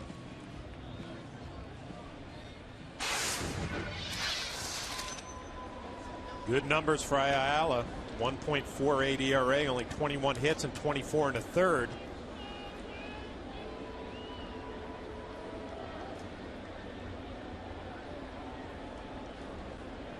And he will face Chris Iannetta.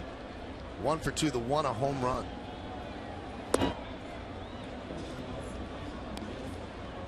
Cadillac scoreboard 4-4, 4-6-0, and 4-5-1.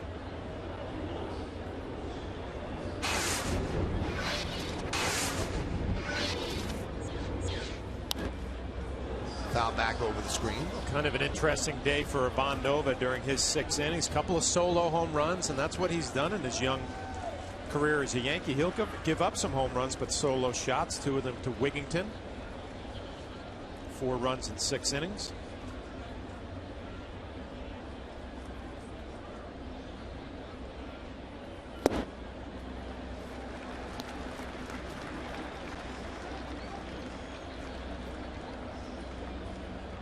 Boone Logan getting ready.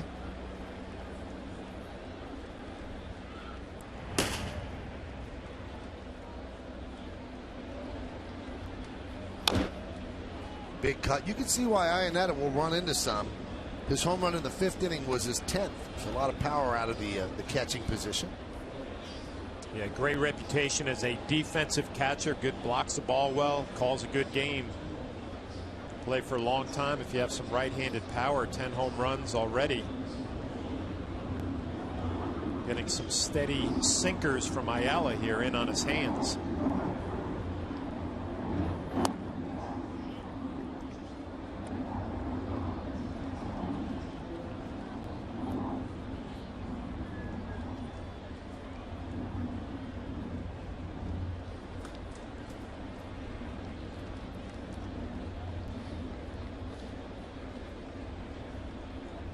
The 2-2.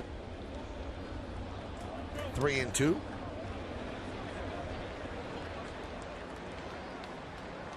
Some of these great shots from Pete Stendel, and we want to send out our best wishes to Pete's son Kai, who's been a little under the weather. He's recuperating nicely, though, so we send out our warm wishes and get well quick. And Pete doing a job despite his son being under the weather, and we thank Pete for that. Pete's been all over the place today. Great shots. On the field, up in the crowd. Ground ball through for base hit. And Charlie Hayes kind of saved Pete's life because he was camped behind Charlie Hayes during the Old Timers Day game, and a hot shot. Hayes made the play. Well, with Cargo coming up, Joe Girardi's going to call on Boone Logan. Tomorrow's an off day, so everybody's available in the bullpen today. 4-4 game, runner on first base, nobody out. And here's the play where Pete Stendel was saved by Charlie Hayes. Oh, that could have cracked the lens. Instead, it started a 5-4-3 double play. We'll be back.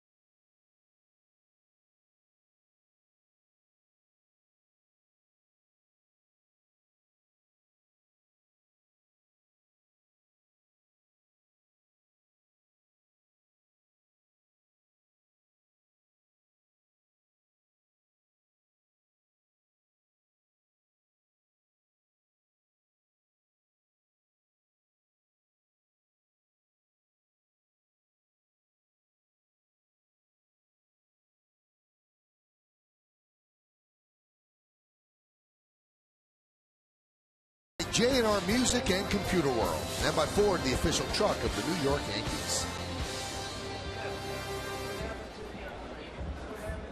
Runner on first base. That's Chris Iannetta. That was the only batter that Luis Ayala faced, and now Boone Logan will come on to face Chris Gonzalez. Carlos Gonzalez, I'm sorry. Boone Logan seems to be much better against lefties since the series in Cincinnati, coming in and getting lefties out that he needs to get out. So there's one of those spots against Cargo. 1-0. Yeah, we saw Boone Logan the first game of this series and really did a nice job with that slider. A little bit more break side to side, it looked like. Makes that fastball that much better velocity wise.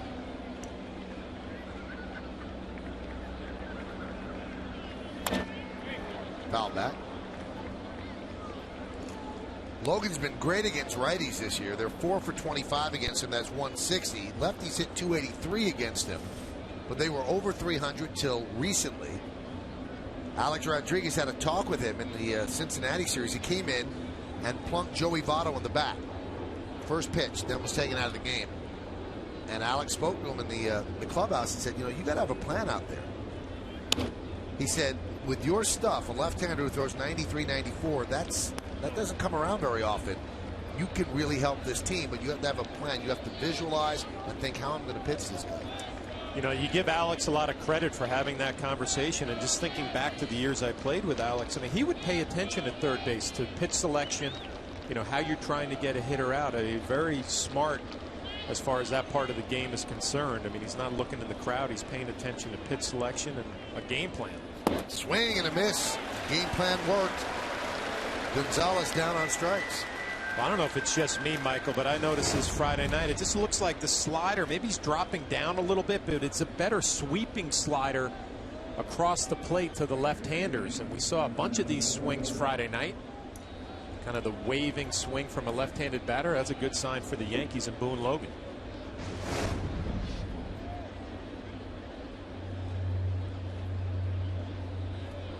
Here's Jonathan Herrera. And he tries a push bunt, but bunts it foul. You know, you talk about Alex being in the game. When he was with the Texas Rangers, before Buck Showalter got there, that was actually a source of irritation between the two of them.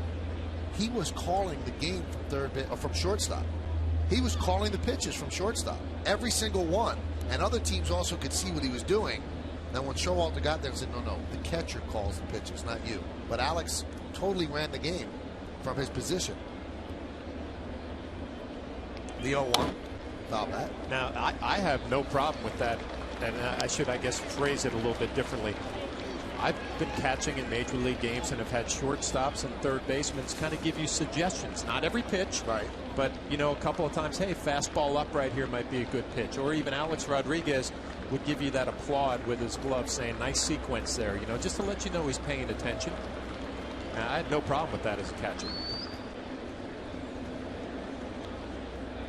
Had you ever heard of a position player calling the game? Yes. You have? Okay. Well, Alex was one of them with Texas.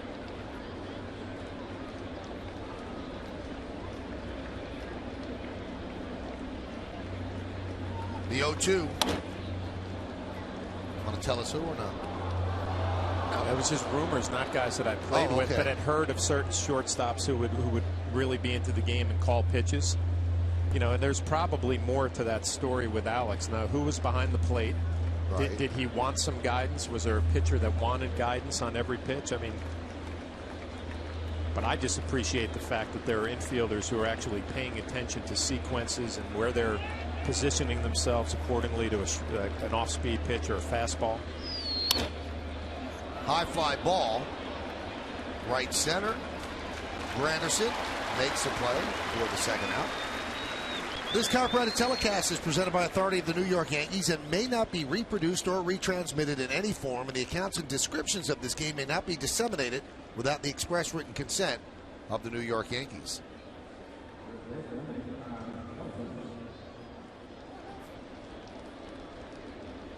Here's Todd Helton. Drove in a run with a sac fly, walked in the third, and then flied out to center in the first.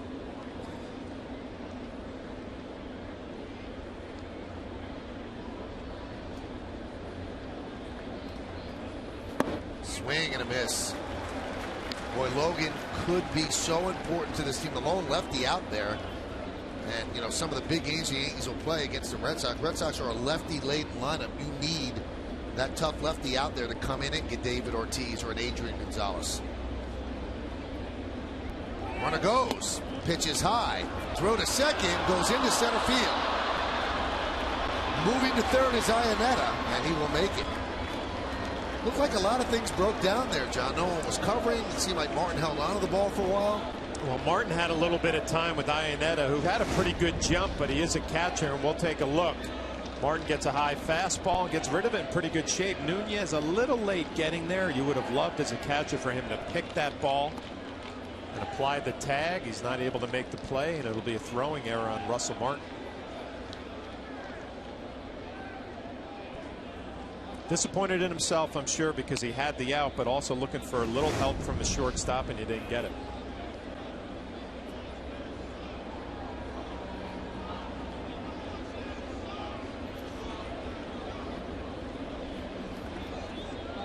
So now this becomes a huge matchup. The 1-1 to help.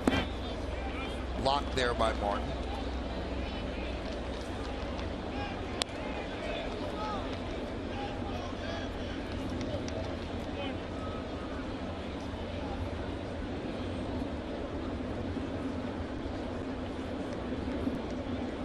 David Robertson getting loose in the Yankee pen. 2 outs, first and second base open. You really got to make some quality pitches here if you're Boone Logan and Todd Helton. Count 3-1.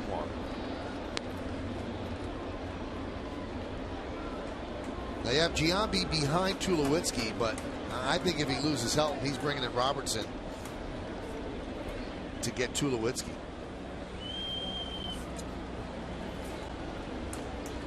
Three-1. Grounded softly to second. Cano right there, and that'll do it. Logan does a great job. No runs, a hit, no errors, or 1 error, and 1 man left. The end of 6.5. It's time for the 7th inning stretch here at the stadium. Yankees are tied with the Rockies at 4, but we're going to stay right here to honor America in New York.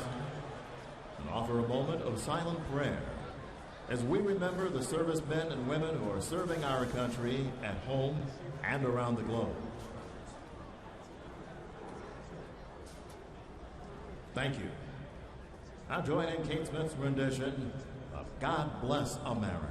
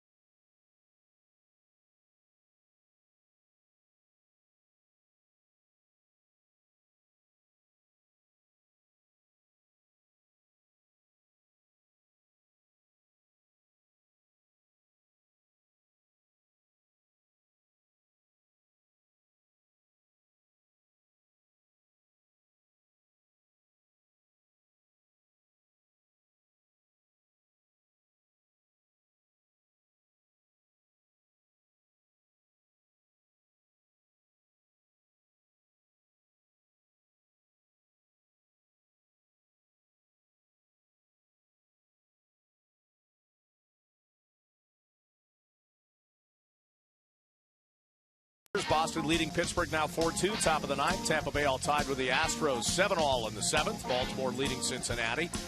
Toronto blanking St. Louis. They're about to close that one out. Milwaukee leads Minnesota. The Brewers coming in next on Tuesday here for 3 in the Bronx. And the Mets leading Texas 5-3, bottom of the 5th. So the Red Sox looking to get a win and pull even with the Yankees. Yankees looking to get a win here. And let's take it home with Flash and Michael Kay, guys. Bob, it's so nice to see you. It's always great to be here. Isn't it good to see Bob in the flesh? Look at him. He just looks great. Not coming to us from a studio somewhere. He's actually here live in color. Look at him. This is my once a month, get out of the cage. Well, you got to come here more. We invite you in whenever you want. We love you. Well, afterwards, we'll have the post game. Kim will be reporting from the clubhouse. Jack Curran now will be right outside the third base dugout. All right, now you're pushing it, okay? Hey, don't forget after the game, also, tune in for it. No. See you later, Bob. See you, Bob. All right, see you guys. We go to the bottom of the 7th inning, and Nick Swisher is going to lead off. Swisher had the big blow kind of awaken the Yankees' slumbering offense. And the Cadillac scoreboard shows where we are right now, 4-4 game. The breaking ball is outside. 1-0. Belisle is still in there. He'll face Swisher, Posada, and Martin here in the bottom of the 7th. There's a strike.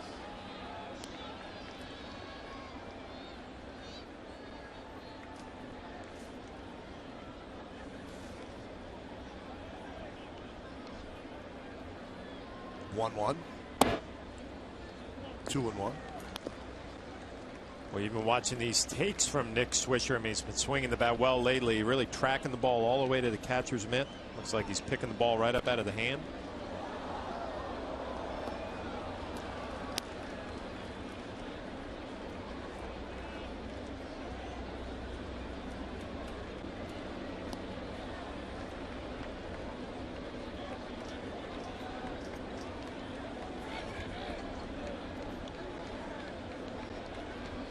The 2-2. Chopped over the mound. Going to be a tough play. Herrera fires the first. That is a good play by the Rockies second baseman. Hey, come out to Yankee Stadium this Tuesday, June 28th, for a special giveaway when the Yankees take on the Brewers. The first 18,000 guests in attendance will receive a Yankees t-shirt, courtesy of Supercuts. Great to sleep in if you'd like. For tickets, log on to Yankees.com. Visit the Yankee Stadium ticket window, Yankees clubhouse shops, or call Ticketmaster at 877-469-9849. Looking forward to that game, Michael. What Zach Greinke, we saw his numbers. I mean, 7-2, but the ERA elevated. A little unusual for him. I'm looking forward to seeing him. He was such a great pitcher with the Kansas City Royals. Here's Jorge Posada. Pitch is high. You're going to get a nice t-shirt out of it, too. Always good.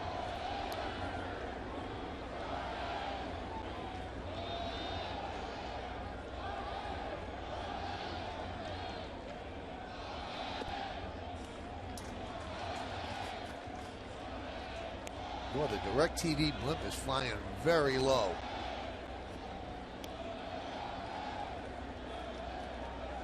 Getting you a good shot, though.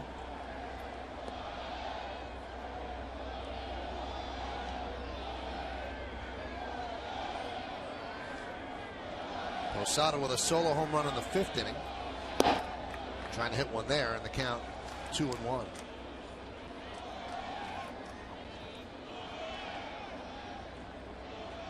Boy, amazing just thinking back in Jorge's season. I mean, the ups and downs and all the smiles that he had around Old Timers Day today, and the production now that he's swinging the bat. 3 hits yesterday, a home run today. The difference a couple of weeks make. Count 2-2. We said it during the ceremonies before the game, but we'd like to repeat it. Happy birthday goes out to the Yankee captain, Derek Jeter. Turns 37 today. Rehabbing his calf injury in Tampa, and I'm sure watching the game, so happy birthday to the Yankee captain. The 2-2. Fouled away. Well, it's amazing how much the game has changed. But I read something today that he ran on a treadmill in the water today. Yeah. In the technology now, how they rehab some of these injuries. Really taking their time with Derek.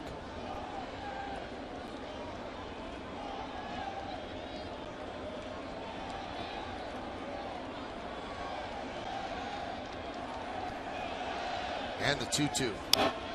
Foul back.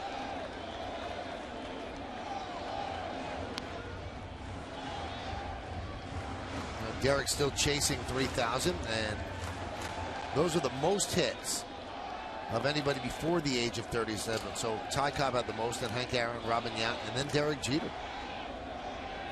Pete Rose, who ended up with more than anybody, was actually behind Jeter on that list.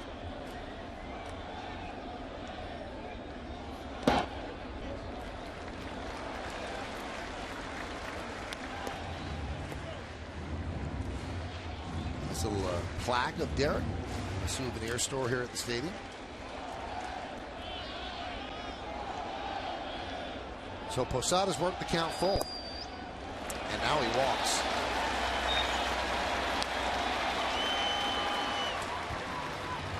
Well, you can vote along with us for today's Chevy Player of the Game. Text your vote to 58772 or vote online at yesnetwork.com. Today's candidates are, Tino Martinez with his Old Timers Day home run. Ty Wigginton has 2 in the regular game. Nick Swisher 1 and Jorge Posada 1.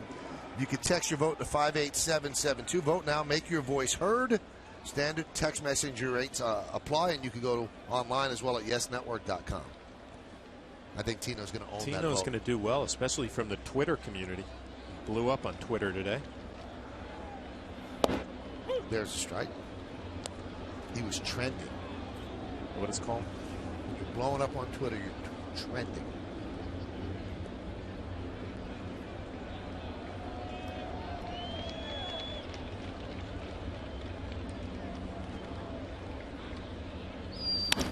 Hot shot to short, off the glove of Tulowitzki. Everybody's safe.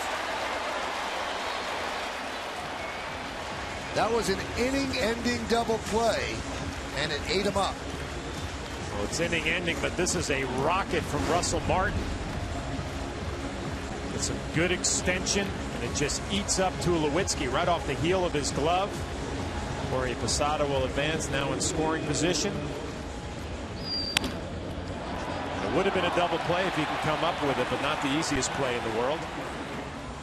It almost seemed like he was going to his right, John, and then it took a hop slightly the other way, and he was unprepared for it.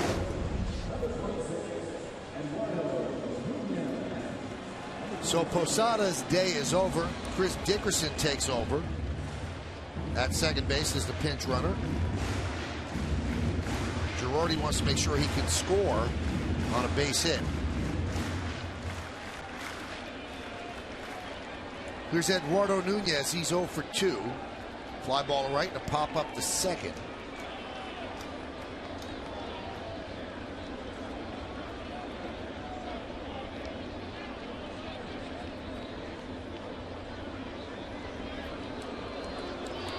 Bottom of the 7th inning, game tied at 4.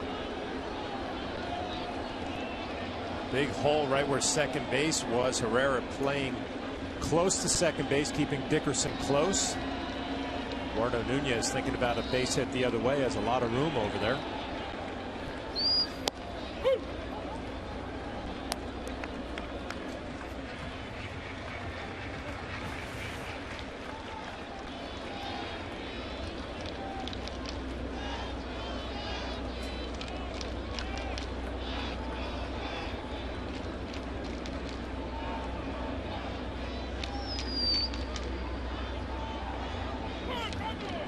Time called. Rhino Nora in good voice. Hear it up here. A little late too, and you worry about Belial, who starts his motion towards home plate. But you're right, Brian O'Nora very emphatically calling timeout. It seemed like it was a little late as Belial lifted his leg up.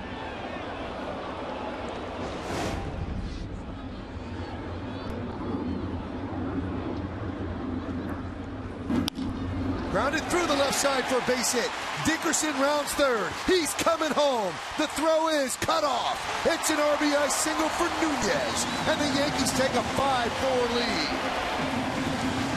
Well, nice job by Nunez and a nice job by Joe Girardi pinch running Dickerson for Jorge Posada, because this is the perfect type of base hit where Posada probably would not be able to score. Dickerson scores easily, gets a good jump, a good turn around third.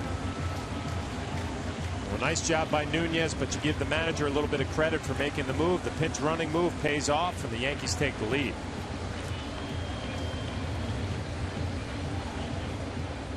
So Nunez with a big single, his 12th RBI, and gives the Yankees their first lead of the afternoon. Jim Tracy's going to go to the bullpen again with the lefty Brett Gardner due up. Runners on first and second. 1 run already in. Yankees up by 1. Stay right here.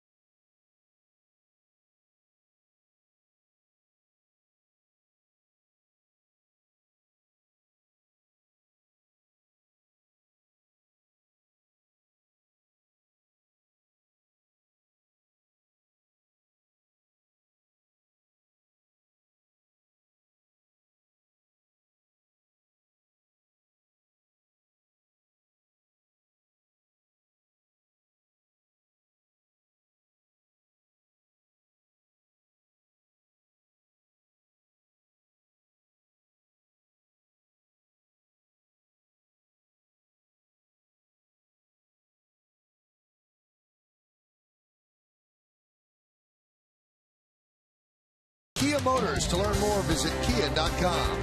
By Turkey Hill, the official ice cream of the New York Yankees. And by Mazda.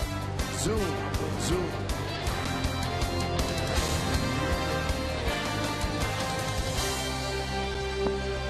Well, the Yankees have taken their first lead of the game at 5-4. And they're looking for more. 5-6-2, leading 4-7-1.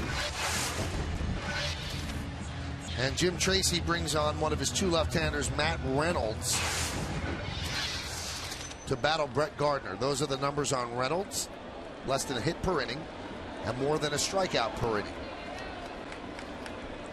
First and second, one out. Martin at second, Nunez at first.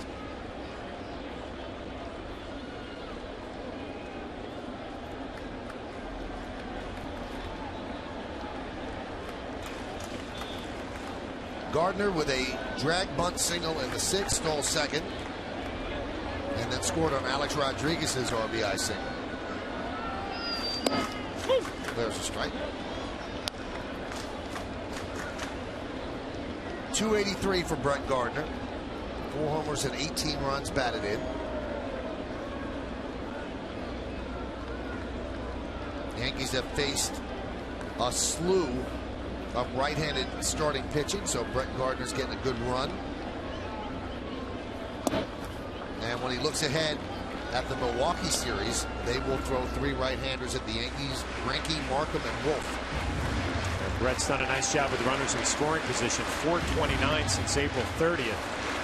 But even with runners on base, first and second, Wigginton is playing on the grass at third, still respecting the possibility of a bunt for Brett Gardner.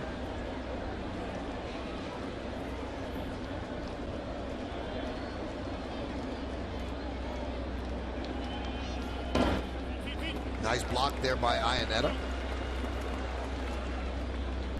We saw Iannetta the first night of this series doing a good job blocking the baseball, keeping that double play in order, although it'd be tough with Brett Gardner to double him up.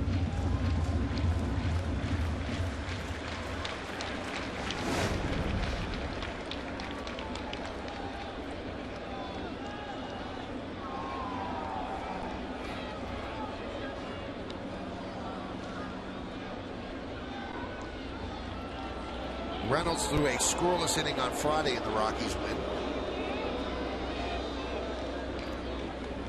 And Matt Lindstrom is getting ready in the bullpen.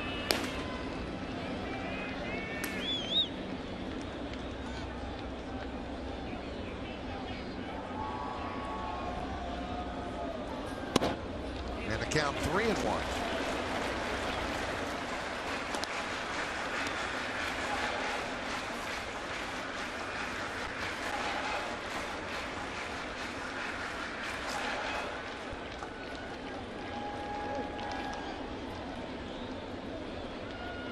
Martin leads off second, Nunez off first. Yankees trying to win this series 2-1. They lead 5-4, bottom of the 7th.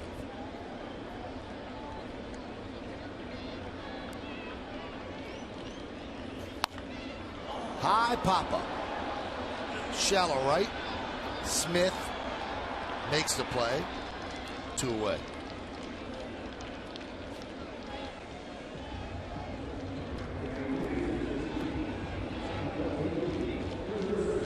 And that's going to bring up Curtis Granderson.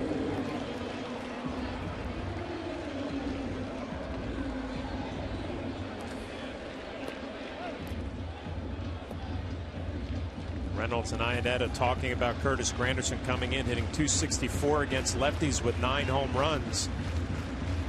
Obviously a huge at bat right here with a 1-run lead for the Yankees, and Granderson are dangerous against the lefties this year.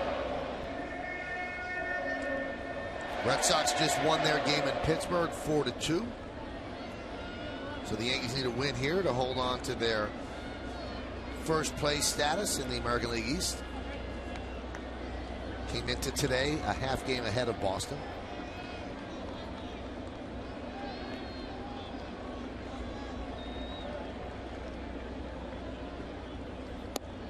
Strike.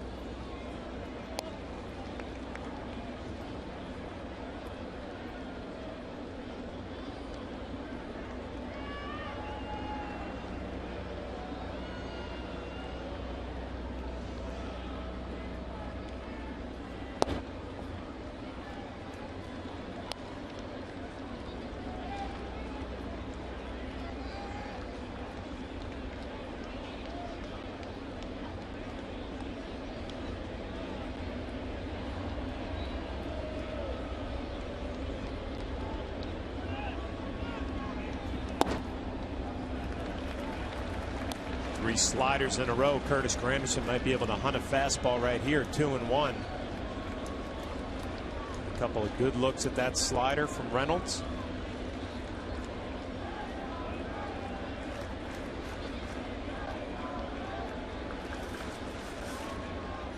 The 2-1. High pop-up. Right side. Helton and Herrera. Herrera with the call, and he makes the play for the final out. So Reynolds comes on and does a good job, but the Yankees take the lead. 1 run, 1 hit, 1 error, and 2 men left. We go to the 8th. Yankees up by 1.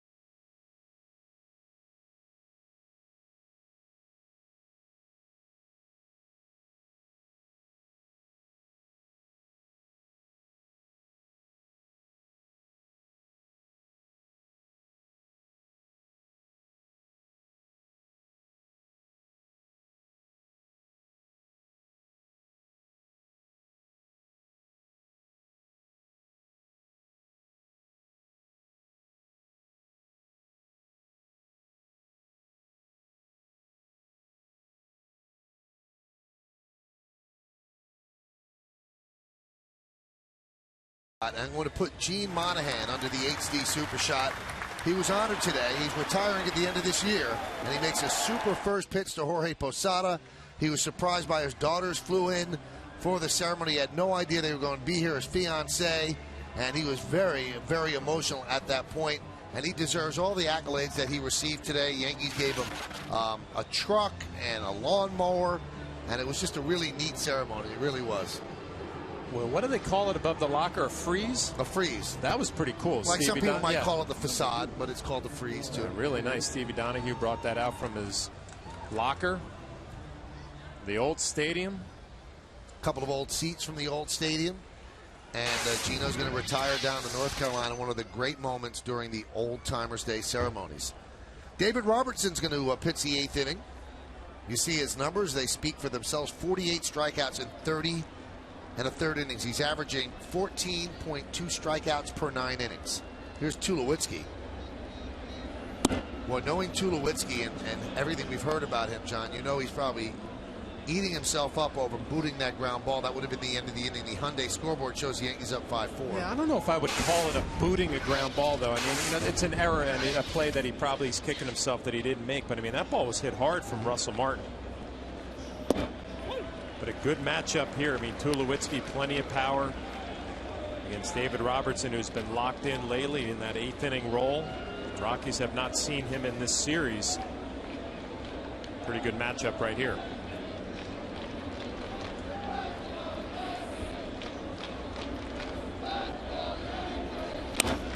That one is driven down the left field line. It is a foul ball. Speaking of David Robertson, he is holding an event at the Hard Rock Cafe of Yankee Stadium. That is this Thursday. And it's after the day game. It's going to benefit Robertson's foundation. So be there 90 minutes after the Yankees game ends at the Hard Rock Cafe at the stadium. $100 standing room, $500 bar seating. You have to be 21 and older, and it's for a great cause. A charity dedicated to supporting tornado relief efforts in his hometown of Tuscaloosa, Alabama. So it benefits the David and Erin Robertson Foundation. High Socks for Hope. You can go to that for information. highsocksforhope.com.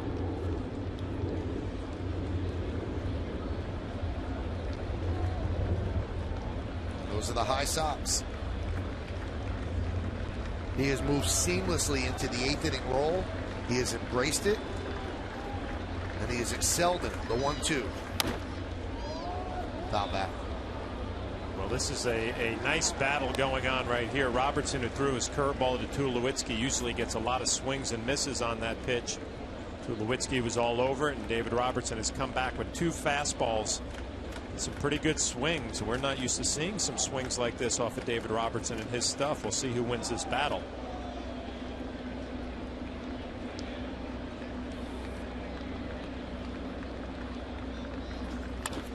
Line foul. The curveball and another pretty good swing, just out front a little bit, but still able to hit it hard.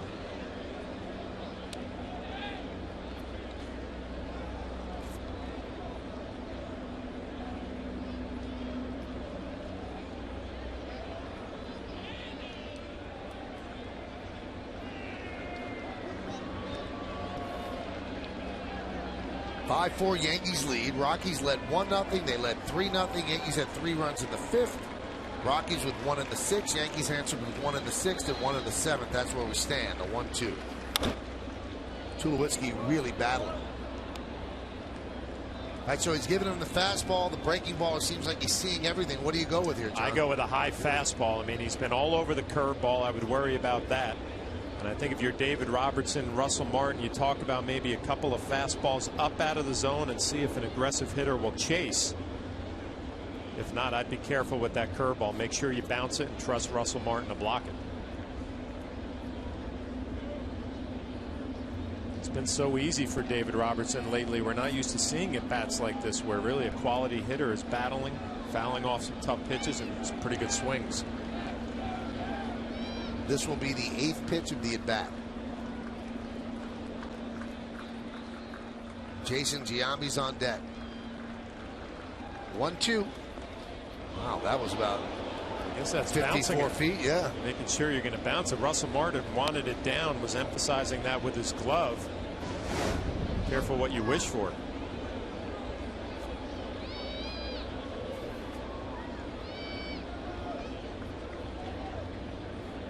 Wanted it bounced.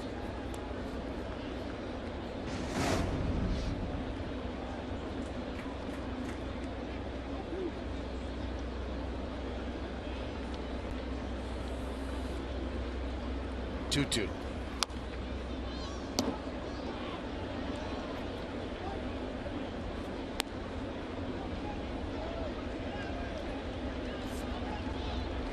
See a little bit of frustration from David Robertson. A pretty good pitch right there, and again fouled off.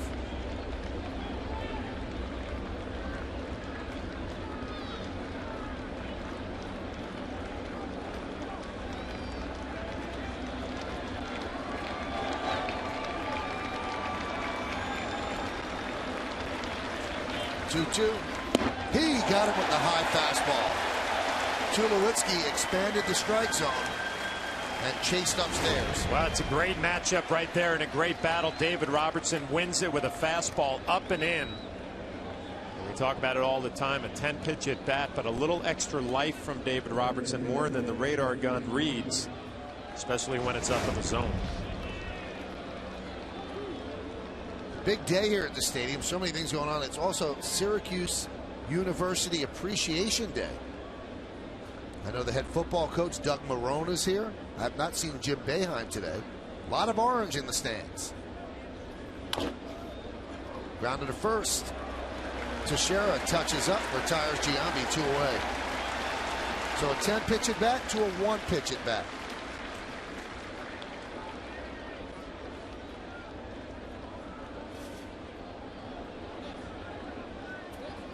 Might be getting a little ahead of myself, but you wonder, you look at his numbers.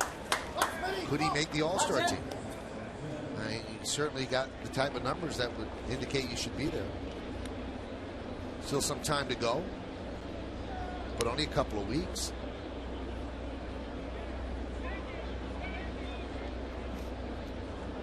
I think the numbers are definitely there, but I mean, there are going to be so many Yankees voted in. Yeah, you're right. That might hurt him. That might hurt him. Ron Washington would be the one picking the pitching staff. He leads All-American League relievers and strikeouts. Wow. But you assume that Mariano's going to go. Right. Alex is leading at third. Derek's leading at short. Cano's leading at second. Russell Martin at catcher.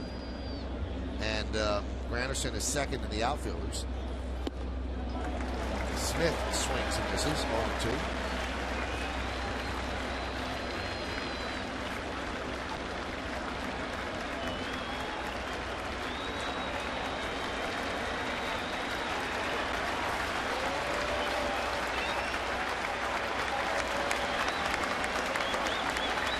The 0-2 outside.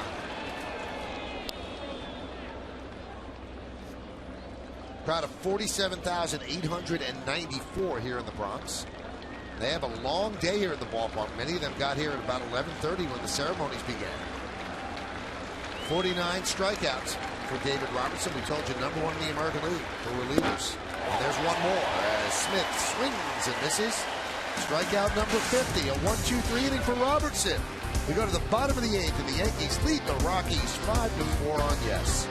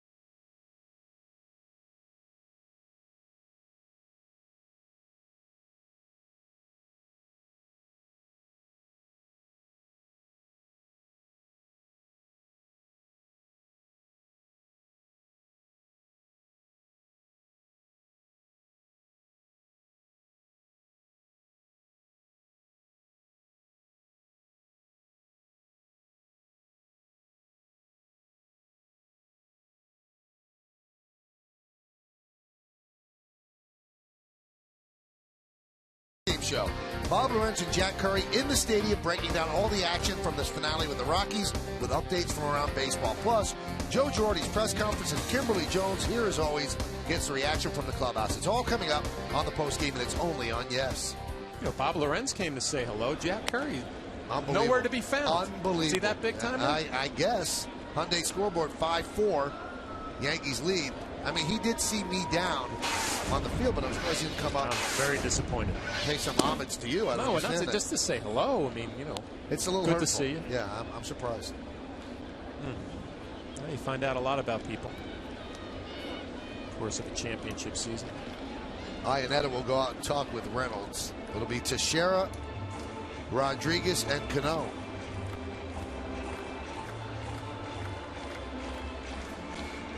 Ryan O'Nora might be having a little problem behind the plate, and Iannetta giving him a minute or two to straighten some things out. Looks like he has something caught in his throat. I hope he's all right.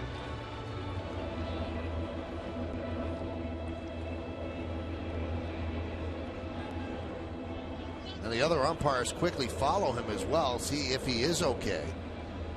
Joe Girardi quickly down into the tunnel as well.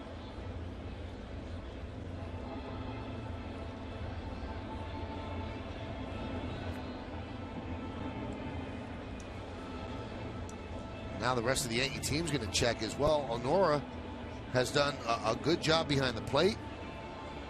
You haven't seen many people turn around and say anything. He's been in good voice all day, but seemed like he was coughing and pointing to his throat when he went down into the tunnel. And now you see Tony Pena is also mimicking that he was pointing to his throat.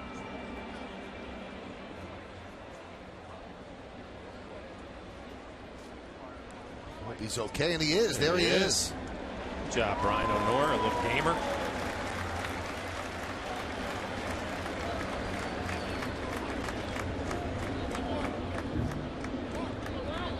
Maybe he swallowed gum. I don't know.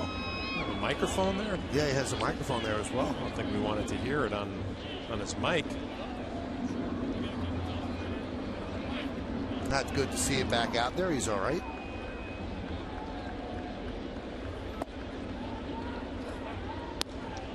That's a tough job that's a tough job every day, but on a day like this, it is hot on the field, and you've got that gear underneath the shirt, and it's a long day. I'm glad that he's okay. Count 1-1 on Teixeira. 1-2.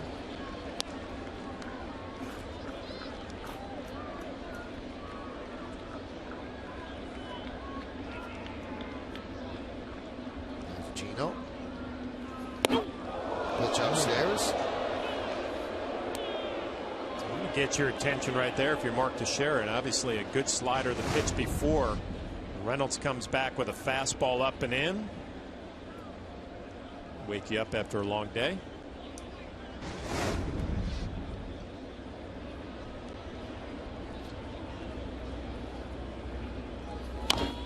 Grounded foul.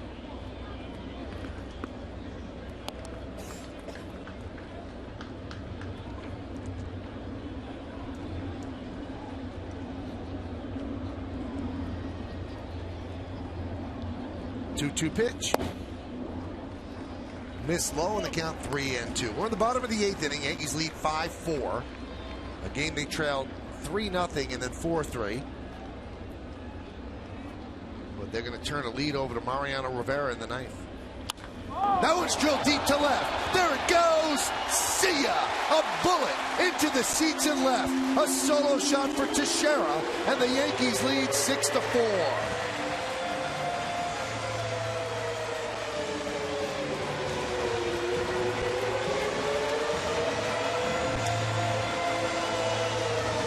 Third home run of the year for Mark Teixeira, and yesterday's game, his last at bat, he also hit a home run, a 2-run shot, his 22nd, and gets another slider in. That down and in, a pretty good pitch, just a better job of hitting, ability to get it up in the air and keep it fair.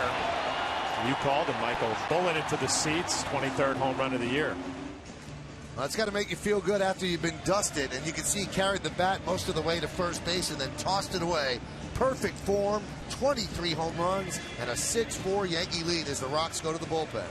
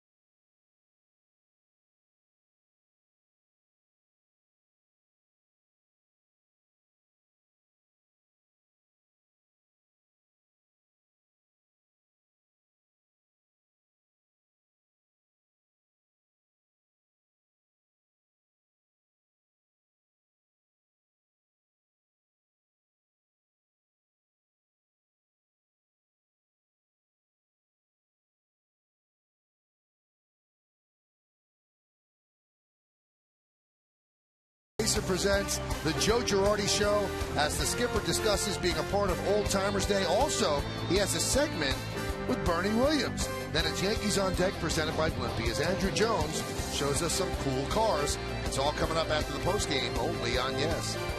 The new pitcher is Matt Lindstrom. Welcome home, Joe and Bernie. And Alex Rodriguez swings at the first pitch and fouls it back. So 23 home runs now for Teixeira. Now the most he's ever hit before the All-Star break was 25 in 2005.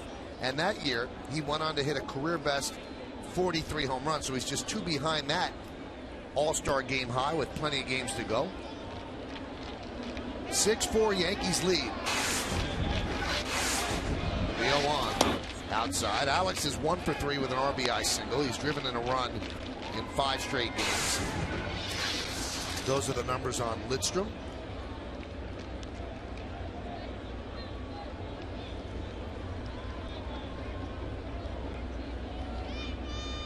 The 1-1. 2-1. Michael, all the time we talk about home runs and show replays, and you can tell why they get hit out of the ballpark. Fastballs right down the middle. That was a good pitch to Mark Teixeira right there from Reynolds. Slider down and in. Kind of just golfed it out on a line. Impressive home run. 2-1. Off the end of the bat, foul.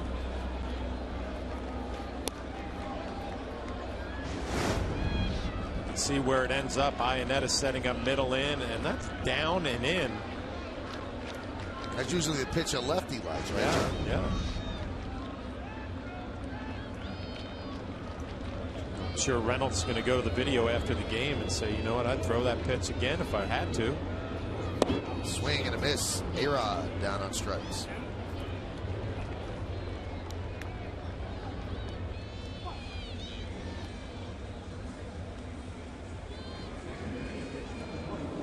Now Lindstrom will face Robinson Cano. Cano 1 for 3.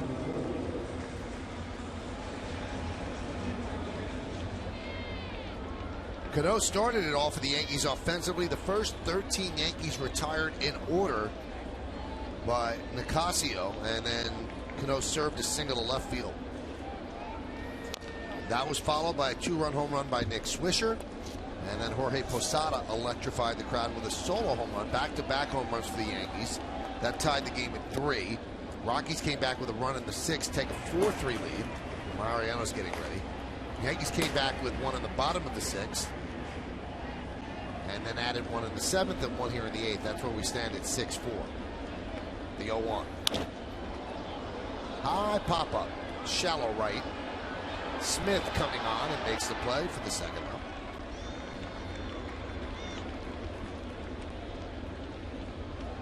Lindstrom's been impressive. He got a little curveball slider, looked like a split finger to Robinson Cano, just out in front a little bit. Couple all that with a 97-mile-an-hour fastball. Tough at bat for the Yankees.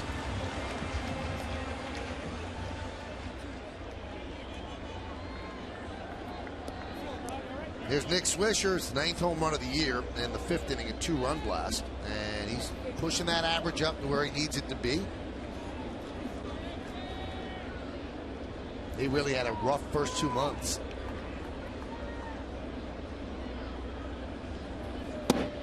There's a strike.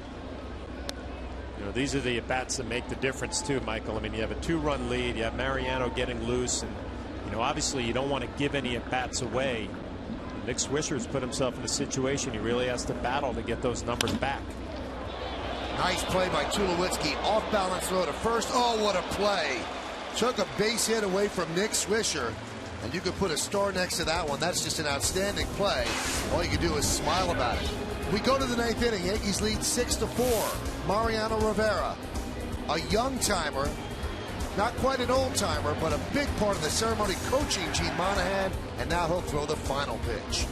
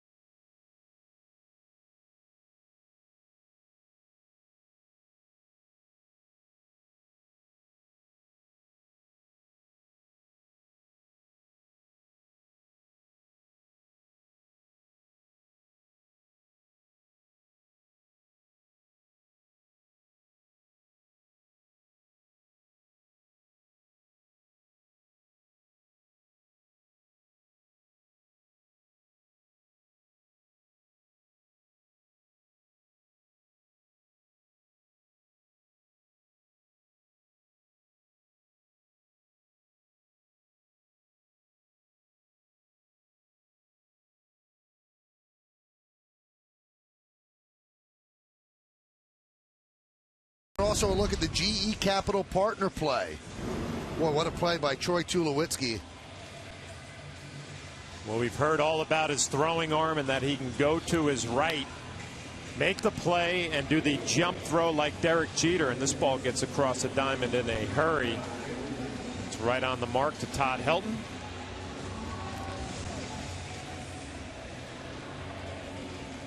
Well, he idolizes Jeter. That's where he wears number 2.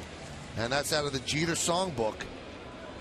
And he gets it over to first base to nab Nick Swisher. So now it's time for Mariano Rivera, who was watching very closely the Old Timers Day ceremonies. Here's Ty Wigginton. And I said this during that portion of the broadcast, that Mariano was pleading with me to introduce him during Old Timers Day. He's 41. Most of the guys that were on the line he was teammates with, and I just wouldn't do it. And here he is. He's going to finish Old Timers Day. So he gets on the field in his own way. Count 0-2. He was pumped up, and he had a big smile on his face throughout the ceremonies because, again, he was teammates with those guys. And I guess he sees himself running out there in a couple of years. Yeah, I think that was a lot of it. But also you could tell he was so excited about Gene Monahan and the recognition that he was getting. It was just a perfect day for everybody. The 0-2. Just missed. Well, it's been a good day for Wigginton, too. See the numbers for Mariano. Only 4 walks and 29 in the third. And he's looking for his 20th save of the year. And the Yankees are looking for another series win. And looking to hold on to first place, the 1-2. Goes inside the count, 2-2.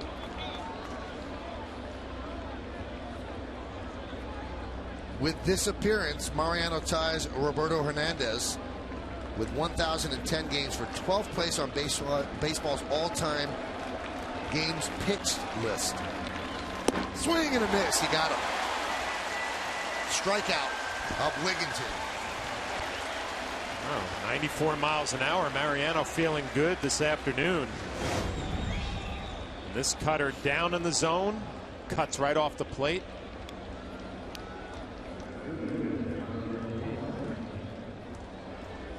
Wigginton almost lost his balance, had to do a little dance to stay upright. So 1 down, and that's going to bring up Charlie Blackmon. Blackmon's 1 for 3.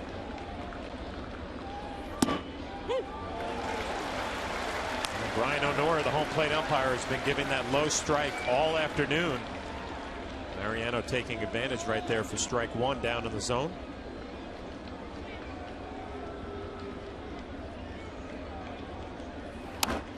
Right in on the thumbs and foul back.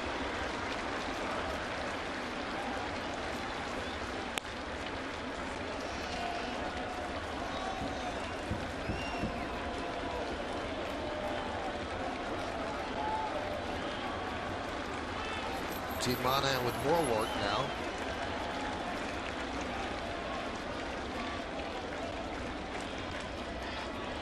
What exactly happened there?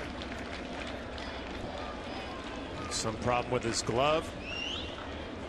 What if there's a backup in his locker? Yep. Nope, not that one. Yeah, that's good enough.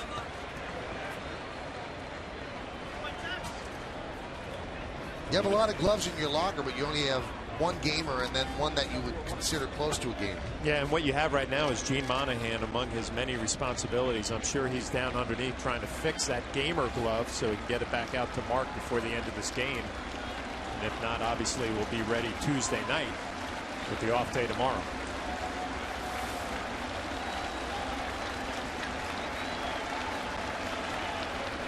And the 0-2 outside.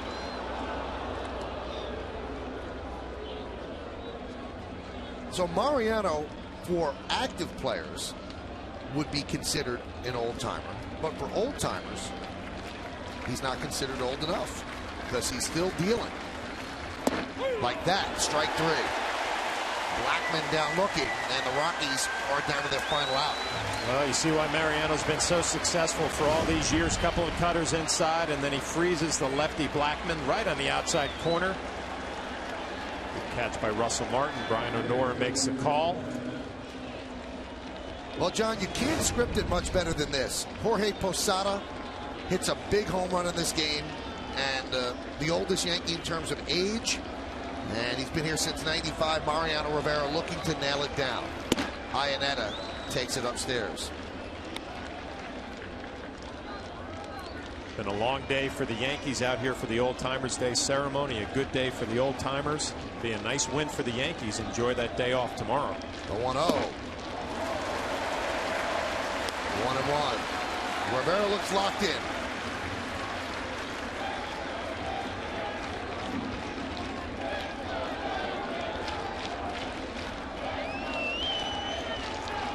The 41-year-old right-hander sets and deals. And now the Yankees need one more strike.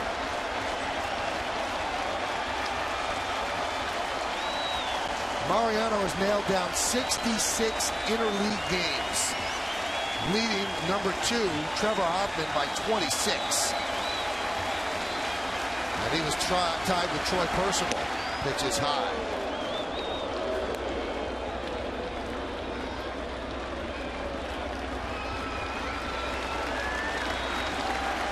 Iannetta is 2 for 3 today. Can Rivera strike out the side? Yes, he can. Swung on and missed. Yankees win and put that one on the left side as they beat the Rockies 6-4 to end a really great day here at Yankee Stadium. Rivera with his 579th career save. And I'll tell you, John, it ended just the way you seem like you would want it to end. Perfect day for that gentleman right there. Gene Monahan got all the attention that he rightfully deserves, and Mariano comes in, and as good as we have seen him all year, 3 strikeouts in the inning, a little bit of extra velocity. You could tell he was pumped up about the way the Old Timers ceremony went and about how the 9th inning went with 3 consecutive strikeouts. Well, you have to stick around for the postgame show to find out who's today's Chevy Player of the Game. Mariano put in his bid for that award. Yankees are now 9-2 in rubber games. The Yankees have won 5 straight series, and they are 22-4 in day games. So with the victory, the Yankees remain in first place ahead of the Red Sox. Red Sox beat the Pirates today. So it really was a great day as the Yankees honored their past and certainly their present, not looking too shabby either. So the bottom line, the Yankees win this one 6-4. Big home runs, big pitching, and a big ending for the Yankees. And look who Kim Jones has. It happens to be Mariano Rivera. It does, and he's not even sweating. What's going on? You're not even sweating a little bit.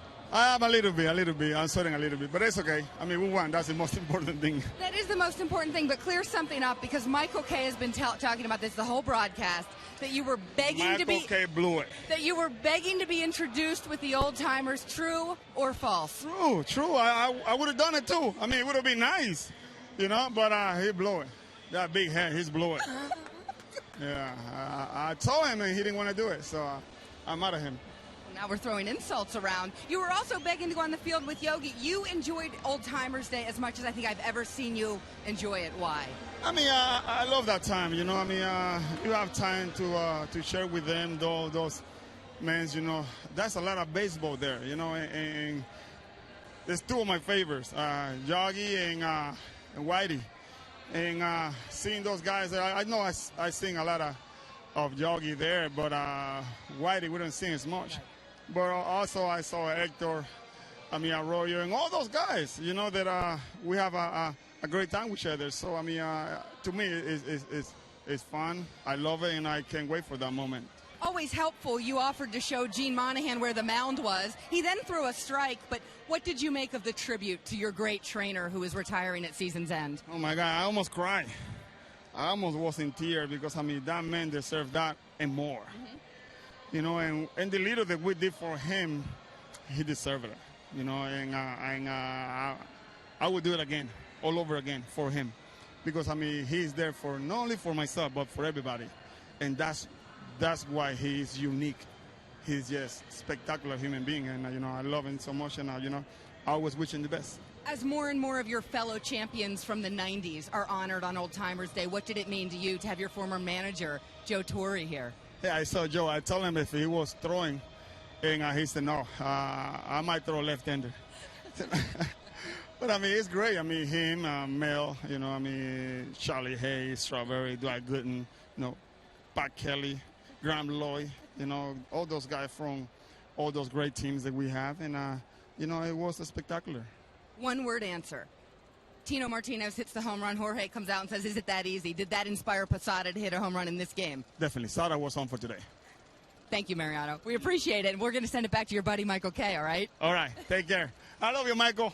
Yeah, sure do. So, John, in your words, he calls me a big head. That would be a shot, right? That was the highlight of my day. That's not a shot. Well, that's a truthful statement. Really? Thank you so much, buddy. Anyway, it's been a fun day here at Yankee Stadium. Mariano nails it down. A home run by Tino, a home run by Posada, Nick Swisher, and the Yankees stay in first place as Mariano strikes out the side. You can't write it any better than that. So we'll just duck out for a moment and let you